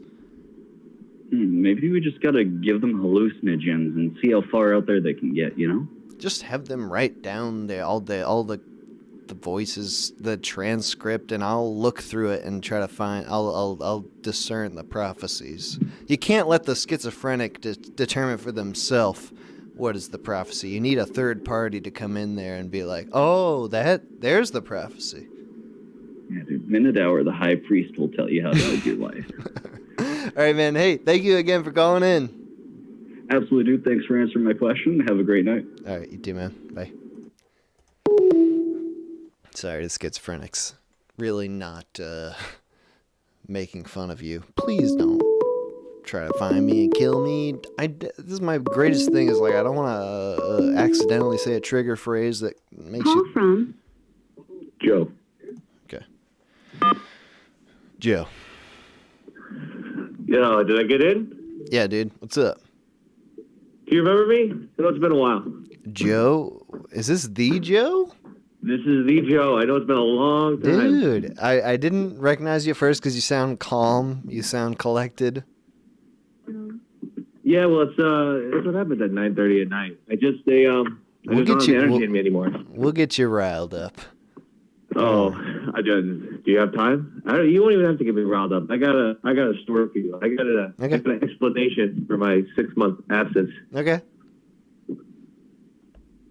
Would you like to hear it? No, just. I think the last time I talked to was June of last year. Hmm. And I know the whole subject of the stream is like New Year, New You. Well, let's talk about the old me, the 2021 me. So shortly after that call, maybe even, some say inspired by that call, I actually ended up getting civilly married to my girlfriend a few weeks later. Are you kidding me, Joe? I'm not fucking kidding. What Listen, man, what the hell does far, civilly married mean for a Catholic like yourself, Joe? It actually doesn't mean anything. I found out. Thank goodness, because the story only gets worse from there. Oh no! It's horrible. It was this. Her name was. Well, I don't know. Should I use real names? I use my real name. Let's just call her Michelle. Okay. And she was a Latin beauty, Michelle. She was great, wonderful to talk to. Did you say a black beauty? No, Latin. Oh, Latin. Okay, I think you meant like that movie with the horse, Black Beauty. Okay, go on. No. But she was great to talk to. She was beautiful. Talked to her hours out of the day. Just really clicked. Mm-hmm. And then, a month and a half after meeting her, we decided that, let's just get married. And so we did it. We just I moved out of my shitty apartment in Boston, moved into her shitty home in Connecticut. You guys had met though, yeah? What's that? You guys had met in person before? Oh yeah, well yeah, we had like actual real dates. Okay. But it wasn't long. It wasn't long though. I've been told since that people typically date longer than a couple months before they get married. Yeah. Which might have been good advice, but anyway, so we get married. I think everything's hunky-dory. We're gonna have that nice white picket fence, beautiful family. Everything's going my way. Everything's going Catholic Joe's way. Well, lo and behold, it's like you ever hear those stories where it's like after you get married, one person changes completely. One person? I didn't change. What did it mean? I'm crazy enough to marry somebody after a couple months, sure, but yeah, I mean, like I had some intention behind it. You sound like the same Catholic Joe that we all know and love. Yeah. That's the thing. Like I wasn't selling. I wasn't selling something fake, something I didn't actually have. I was all out there. But apparently, she's actually crazy. She's actually pretty nuts. At one point, she told me I couldn't even be Catholic anymore. What'd she want you to be? What's that? What'd she want you to be? She wanted me. She's got a problem with the Virgin Mary of all things. I don't even know why. I thought Latina ladies love the Virgin Mary. That's you think, right? They got the whole Lady of Guadalupe going for them. Converted all the millions of Aztecs all in a couple days. You think they'd love the Virgin Mary, but no. So. Yeah, she heard just one homily that she didn't like about the Virgin Mary. And she's like, you can't be Catholic anymore. We're not going to have kids if you are going to insist on being Catholic. Is this a homily that you were just preaching in the house, or you guys were going to church together? What we were going to church. And the priest said something. It was one of Mary's feast days or whatever. She was talking about Mary. She just didn't like what he had to say. Damn. So that was it. Couldn't be Catholic anymore after that. I mean, obviously, I'm still Catholic. Like I didn't go through with it. But it was just a lot of bullshit like that. Wait, so you got divorced to stay Catholic? Oh yeah. Well, yeah. What am I supposed to do? No, I don't. What am I supposed to do in that pickle? Well, and it was more than that. Nobody understands how deep your commitments run, Joe. What's that? Nobody understands how deep your commitment to Catholicism is. Oh yeah, I would, to the point where I'd break the commandments of Catholicism just to preserve it. So she heard a bad homily and she said, "Joe, I've had enough of this Catholicism. We should now become Satanists. What was her alternative? Literally any other, not Catholic, but any other Christian denomination, like basically become Protestants, which I can't do. I just can't do it. I'm not even sure they believe in the same God as me half the time. I just couldn't do it. Plus, I don't want to be separated from the Eucharist. That's half the point of going to church is getting the Eucharist. And they don't have that Protestant churches. I really don't. I'm not familiar with a lot of the denominations of Christianity. I was raised Catholic, so yeah, that I want that wafer and that wine too. I get where you're coming from. They don't do that in other churches? What the fuck? Well, no, because they don't believe. So, they don't believe. A lot of denominations don't believe that Christ is actually present in the body and blood, which is the whole point of receiving it at Mass is that Christ is actually present in it. But they just don't believe it. And I don't know if you've ever been to a non-denominational service, like a Protestant service. Half the time, it's just some charismatic guy gets up there and just gives you either a PowerPoint presentation for 45 minutes, or he just talks to you about a couple of pages of the Bible that he liked and what he thinks it means. And then that's it. And then maybe sometimes you clap your hands a little bit, sing a song, and then that's it. That's not really church to me. That just feels like motivational club with some old Hebrew. And that's the person who's talking there, he's even got a wife and everything, right? He's got a family. If he's not Catholic. A family that he could divorce any time within that church, and it wouldn't even be a problem. He could be the shitty deadbeat dad, and he could still be the head of whatever Baptist church he's a part of. I definitely want a celibate priest because I feel like it should be their job to be they have all they're thinking about 24/7 because they're feverishly angry because they can't have sex. They're just I must study the Bible. There's no other way. I'm so fucking angry. I'm just gonna rub these rosary beads a little bit harder. But some charismatic pastor might as well just be some con man. If he can still have sex and have a normal life, it doesn't even matter what he's saying on Sunday. Yeah, what the fuck have you given up? What the fuck have you sacrificed for your supposed love and connection with God? Come on, put your cards on the table a little bit. So then what happened? She was demanding something that you wouldn't relent. It wasn't even just that. That was just the tip of the iceberg. A lot of it was just as soon as you got married, couples are supposed to fight. I get that. Joe, where are you? Are you on a hurricane right now? What's going on? I'm still in Connecticut. Not that part of Connecticut, but right now I'm walking outside. I was calling you while I was walking. But I don't know what's going on. There's some sort of winter gale coming in. So this might be the last you hear me. Yeah, you're becoming very distant. I'm sorry. Do you hear me now? Yeah, that's better. Okay. All right, so there were a lot of problems. This is just one problem. Yeah, this is one major problem, but just the tip of the iceberg. She was, couples are supposed to argue, right? That's just what happens. But there's just some things, especially when you're married, you're just not supposed to argue or threaten about.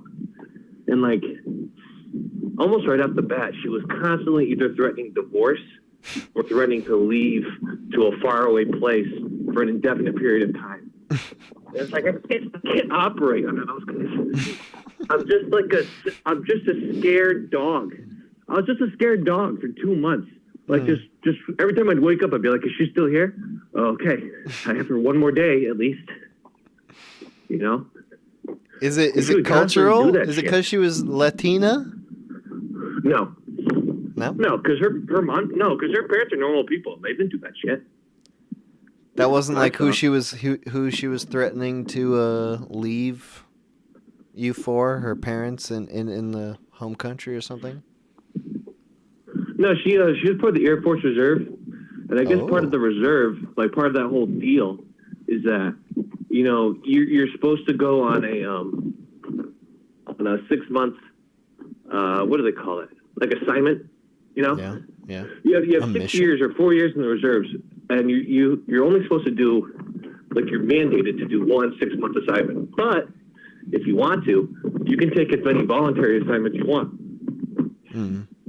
When we got married. So she, at any moment, she could have just taken off and had a job somewhere far away.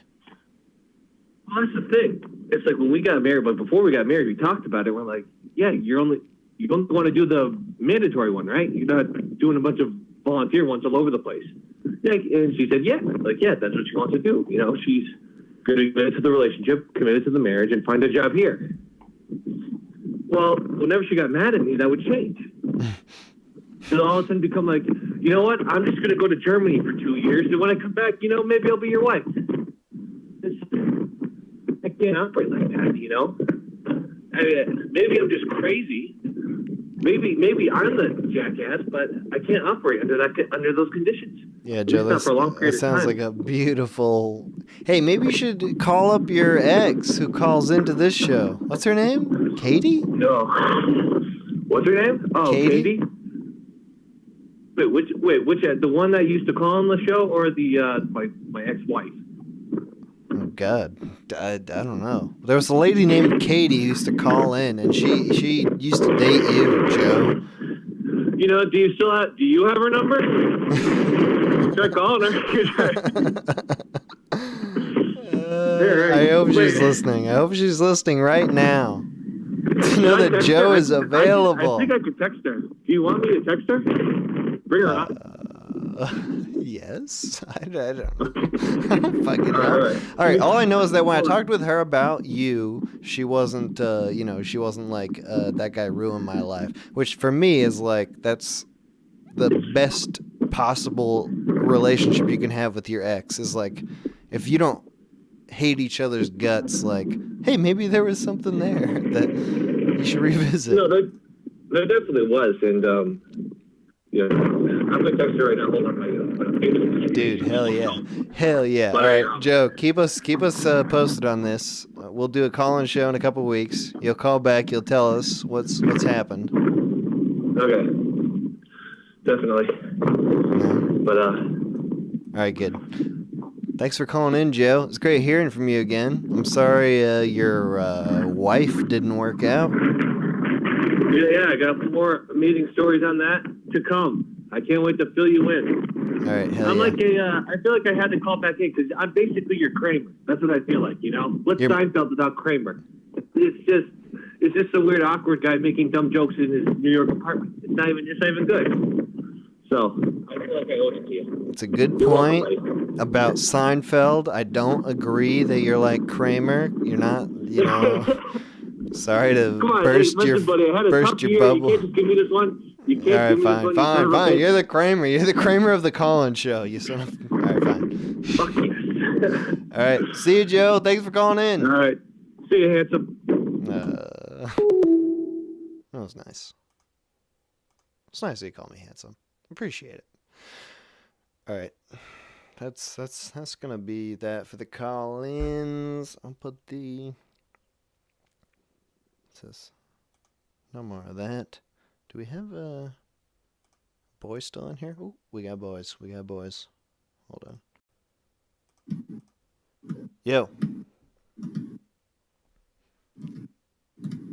Yo, boys. Oh wait, I'm muted. Yo, boys. Hey, what's up? Yo, hey. How's it going, boys? I was just thinking, oh, sorry, you go ahead, Toner. Sorry. I was just going to say I sufficiently rapidly intoxicated myself. Did you pour yourself a Toner martini? No, I didn't. I had a bourbon barrel ale. I just threw it back. Will you, and it's your choice, but will you explain to the audience what the Toner martini is? Because I think it's a great mixed drink. I will. Yeah. No, there's no issue with sharing the recipe. You're so fucking drunk. What the fuck happened? It's been 30 minutes. Hey. I don't know. I'm like I'm built to like drink just fucking whiskey. So whenever I put like a beer type item in my body, it just fucking knocks me out on my ass. That makes no yeah. sense. All right. Tell us. Toner martini. the toner martini is made out of 1 part bourbon, preferably Old Forester's 100 proof. It's probably the best one for it. And then half a part of vermouth. And then a few dashes of bitters. You could use Angostura bitters, or you could preferably peach bitters if you could find it. And then you top it all off with 1.5 parts of peach Snapple. So it's like kind of a peach tea cocktail. Yeah, that's a toner martini. Very good drink. Highly recommend the toner martini. You also need one of those giant globes of ice. Yeah. One big fat round ice cube. If you can manage it. Or like 4 or 5 traditional ice cubes. Moxie, do you have a signature drink? Yeah, I want to drink the Moxie Famous. How do I make the Moxie Famous? I don't have good drinks. I have one, which is not good, called the milk shit. And it's literally just milk with 100 proof cinnamon schnapps in it. In equal parts, approximately? No, it's like, you get a shot glass full of 100 proof cinnamon schnapps into 12 ounces of milk. I don't know. It really depends on how drunk you are and how much booze you can handle. Yeah. The milk shit. And then the other one is truly pathetic. It's just light beer over ice. That's as a mixed drink? Hey, yeah, it's like you can sip that all day long in summer. It's refreshing. You're basically already drinking water, just put on ice. I like it. I like the milk shit. It's like just spicy alcoholic milk. Yeah, I mean you can also do with peppermint schnapps. That was like the buddy that I knew that I came up with it with. He liked peppermint. I like cinnamon. I just like cinnamon in general. Milk shit. I mean you could do it with almond milk, rice milk, whatever the shit milk, whatever. But it's like that's something where every once in a while I actually do drink that. You can make that vegan. Oh, absolutely. Yeah, I'm gonna do it with almond milk or oat milk shit. Oat milk shit. Yeah, oat would be the way to like almond is not environmentally friendly. Oh yeah? Almonds are horrible, dude. Well, as a California boy, like just knowing how much water goes into almond production is disgusting for California. They should not be doing that shit. That was one very, very different cultural thing moving to California was people are very, very conscious of wasted water. Oh, yeah, yeah. When I moved out of California, I moved, near the Great Lakes here in Minnesota. It's, I was still conscious of water usage, even though I live within walking distance of the Mississippi River and like the Great Lakes and all that shit. I was like careful because that's just how I was raised. So it's like, that was my mindset. Then I got my water bill. And I was like, oh, there's like $75 of who gives a shit fees. And then I used $5 worth of water. I think I'll just double my water usage and it will hardly make any difference and nobody will give a shit. There's like legit laws, right, in California, like about watering your lawn, about like how long you're allowed to spray your hose. A lot of times, yeah, there was like restrictions on the hours you could do it based off of like, the heat of the sun and all that shit, what plants you could plant, how long you could water. Like there was a time where I remember like when the droughts were hitting hard, they'd be like, hey, can you guys just like take a shower every 3 days? Don't wash your car, water your lawn every other day at 5 a.m. All that sort of shit. And the thing is also like when it comes to residential usage of water, it's it's a fraction of California's usage. Most of it really is industrial, and especially the farmland where they grow those goddamn almonds, where it takes like 1.2 gallons, I think, if I remember correctly. Or it might even be more, but it's like gallons of water for each almond grown. It's irresponsible. It's ridiculous. That's expected though. That they're just gonna blame just normal, regular people showering. Those are the people who are wasting water. Yeah, it's ridiculous. Like once you like find out about like all the luxury crops being grown, and you go like, so why can't I flush my toilet until I take a shit? Like I have to like take 6 pisses in this thing before I flush it to save 1.2 gallons. But like, we're growing almonds in a desert region. Like, what are you doing? I remember specifically one thing is, and maybe this is just my family. Maybe this isn't like an East Coast regular thing. But when brushing my teeth, I used to leave the water running the whole time in the faucet, so I could, you know, like use it as needed and not have to turn it on and off and stuff. But I remember doing that in California and people giving me some serious scolding about how much wasted water that is. Yeah, I mean, well, the thing is, it's needlessly wasted water. But it's just slightly easier. What do you tell me? I gotta, with my toothbrush in my hand, I gotta turn on the faucet and put it under the running water. The minute hour, you need to realize that living in California is suffering, okay? It's true. Hey, I'm with my Californian friend. What's your pseudonym? Give me a pseudonym. Make one up. Shrimp Milk. Shrimp Milk. And we're from NorCal. Sacramento. Yeah. And, slightly actual NorCal. Yeah, full on, not fucking Bay Area bullshit. Nice. Yeah, actual NorCal is cool, like with all the mountains and the Sacramento is the last uncool place. Sacramento is like right, but like it's barely on the edges of NorCal where shit still is. Once you go above Sacramento, then it's actually cool. Yeah. Shrimp milk? Where the fuck did shrimp milk come from? That's what I expect gamer tech. I'm gonna make a milk shit with shrimp milk now. Hell yeah. People always ask me, how do you milk a shrimp? And it's like, that's not what that means. Yeah. Get the fuck out of here. Yeah. I'm always searching for those Why are you asking me that? microscopic teats on a shrimp. Like the little teats. They're hard to find because the legs. AAA cups. The legs. People start wondering, are shrimp mammals? And it's like, if you don't know that, like, why are you asking with you? Get out of here. This is some San Francisco talk. What the fuck is that? I've never been to San Francisco, let alone know what it is. You guys are talking about shrimps as if they're like some sort of species that like deserves our recognition.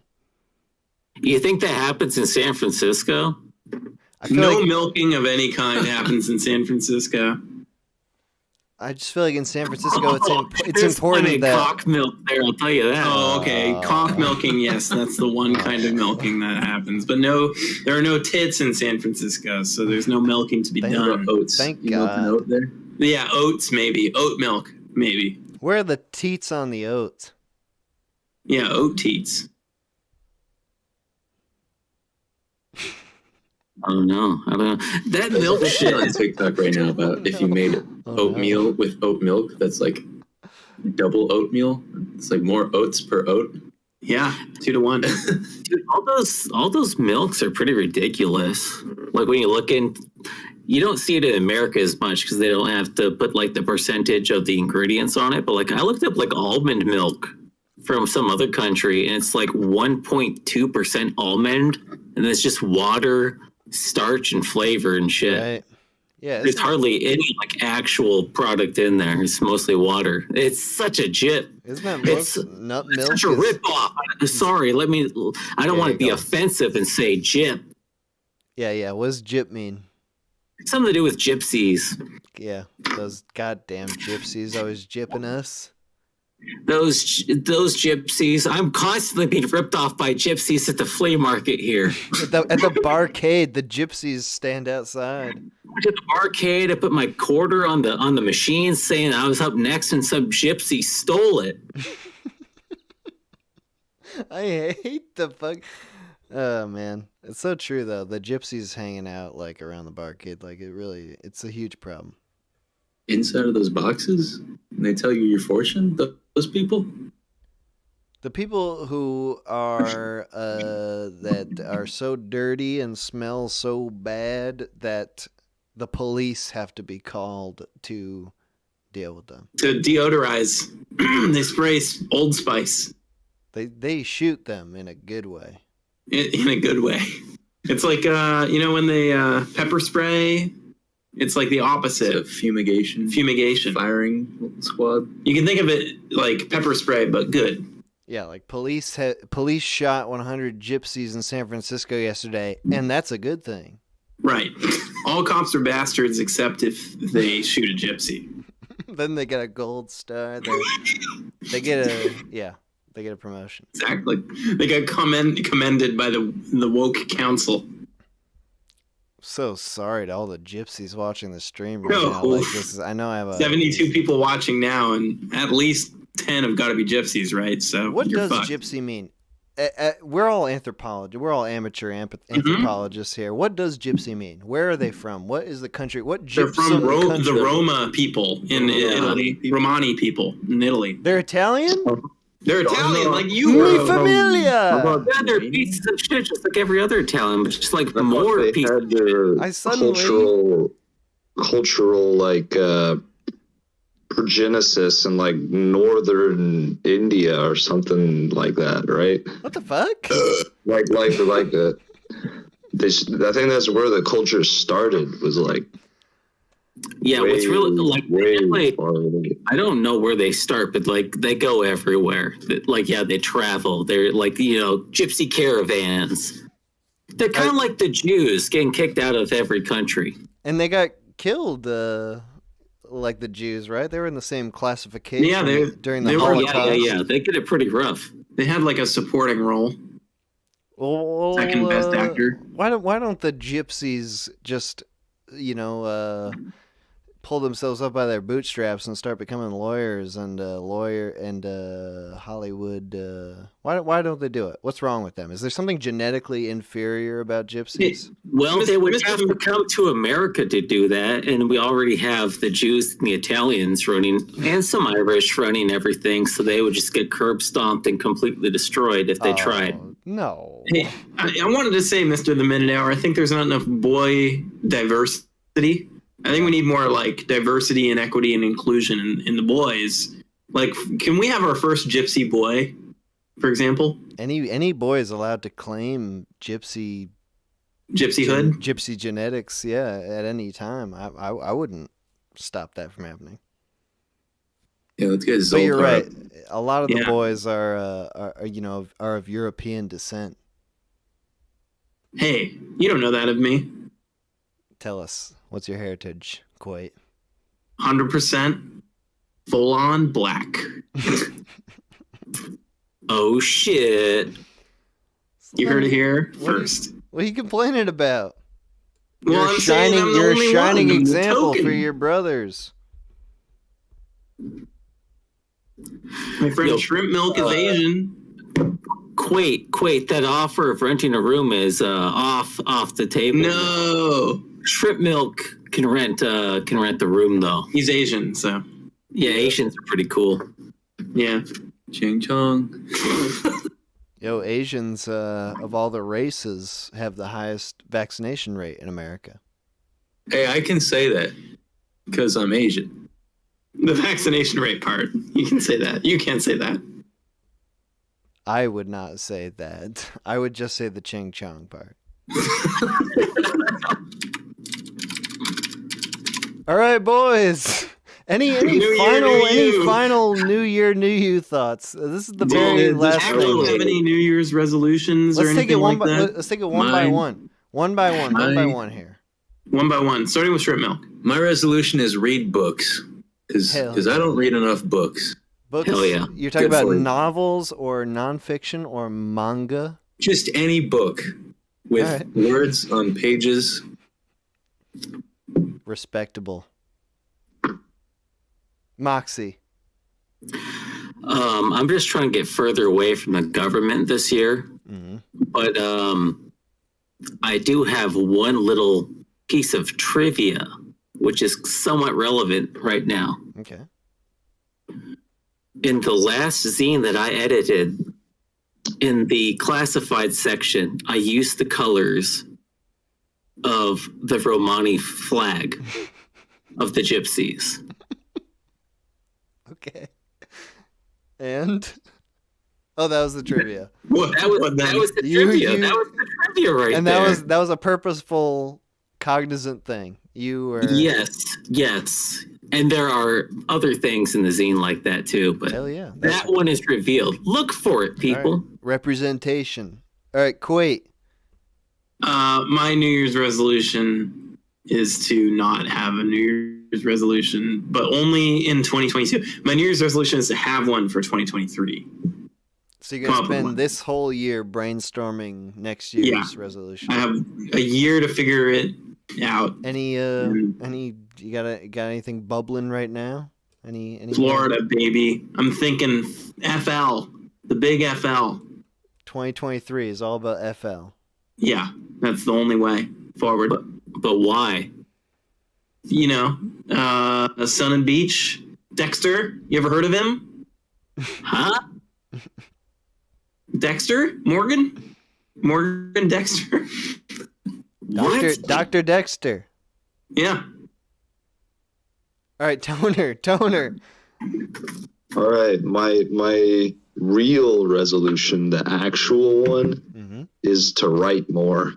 Like actually get off my ass and write some shit. But my more immediately concerning one is to quit my job.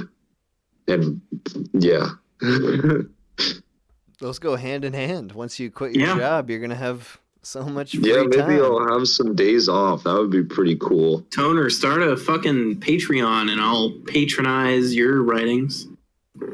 Thank you. Actually, not the first person to say that. So you'll fund the next Molkman album. Dude, my 30 cents per month is going to go real far. That's the platinum tier. That's the platinum tier on the Patreon. I'm not talking 1 cent. 30. Yeah, no. Dude, you're shelling out 30 a month, you get special treatment. Oh, you're gonna send like stickers through the mail like every month though, right? I'm not gonna pay even $1 if I'm not getting tons of physical rewards.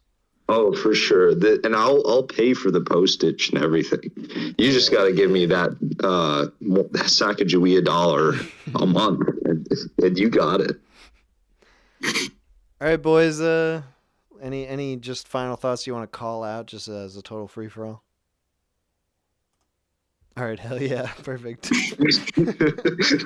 So glad the solidarity that exists among the boys.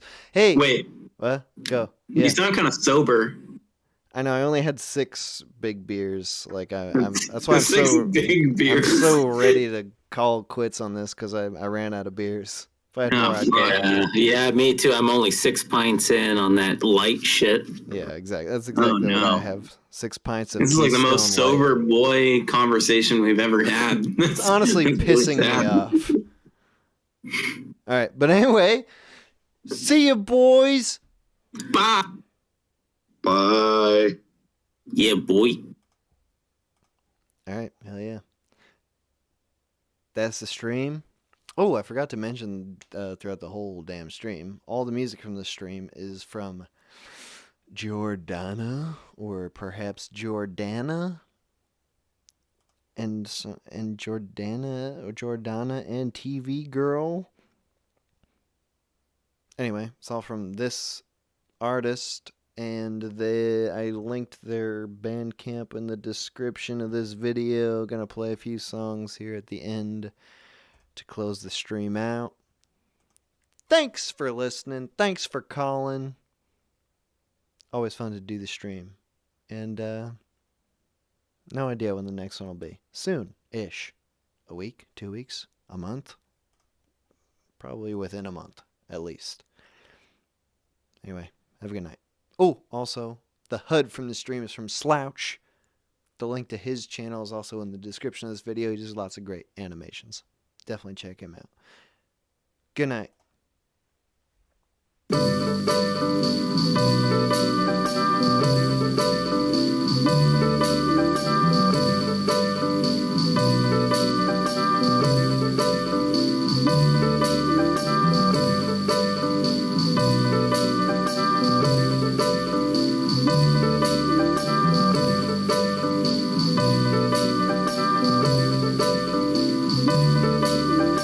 Party's not over 'cause the liquor is gone.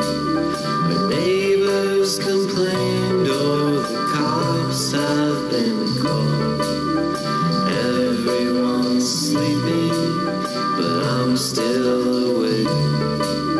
The party's not over till I hear you say we're going home.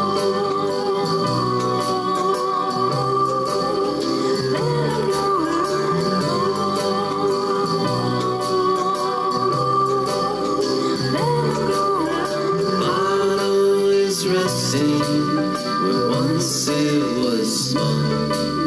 The dance floor is empty, just a memory of fun.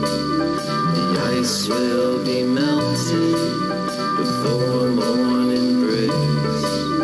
The party's not over till I hear you say we're going home.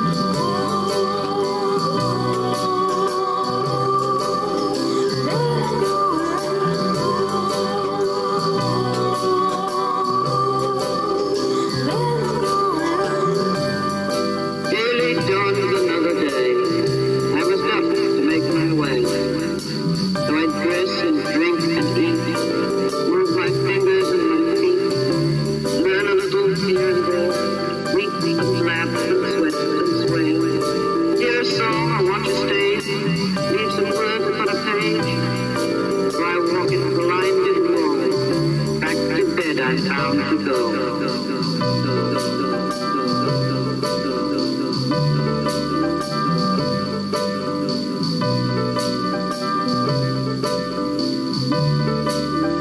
Music has faded, the ashtray's been filled. Your head may be aching, the wine may be spilled. Restless and sober, but we all gotta stay. 'Cause the party's not over till I hear you say we're going home.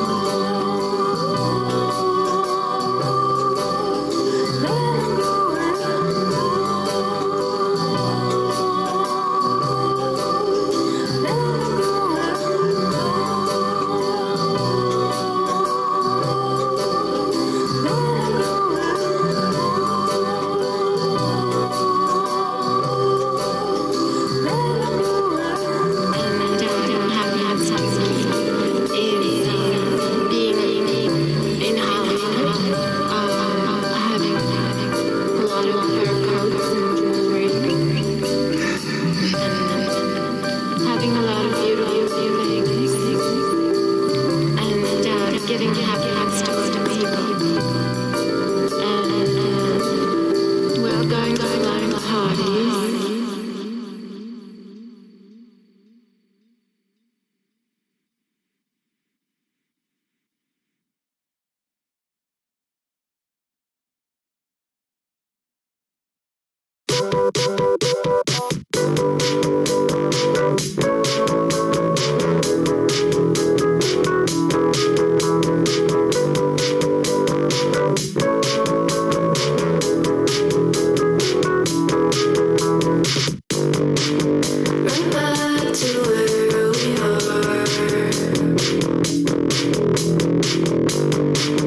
From drifting far apart.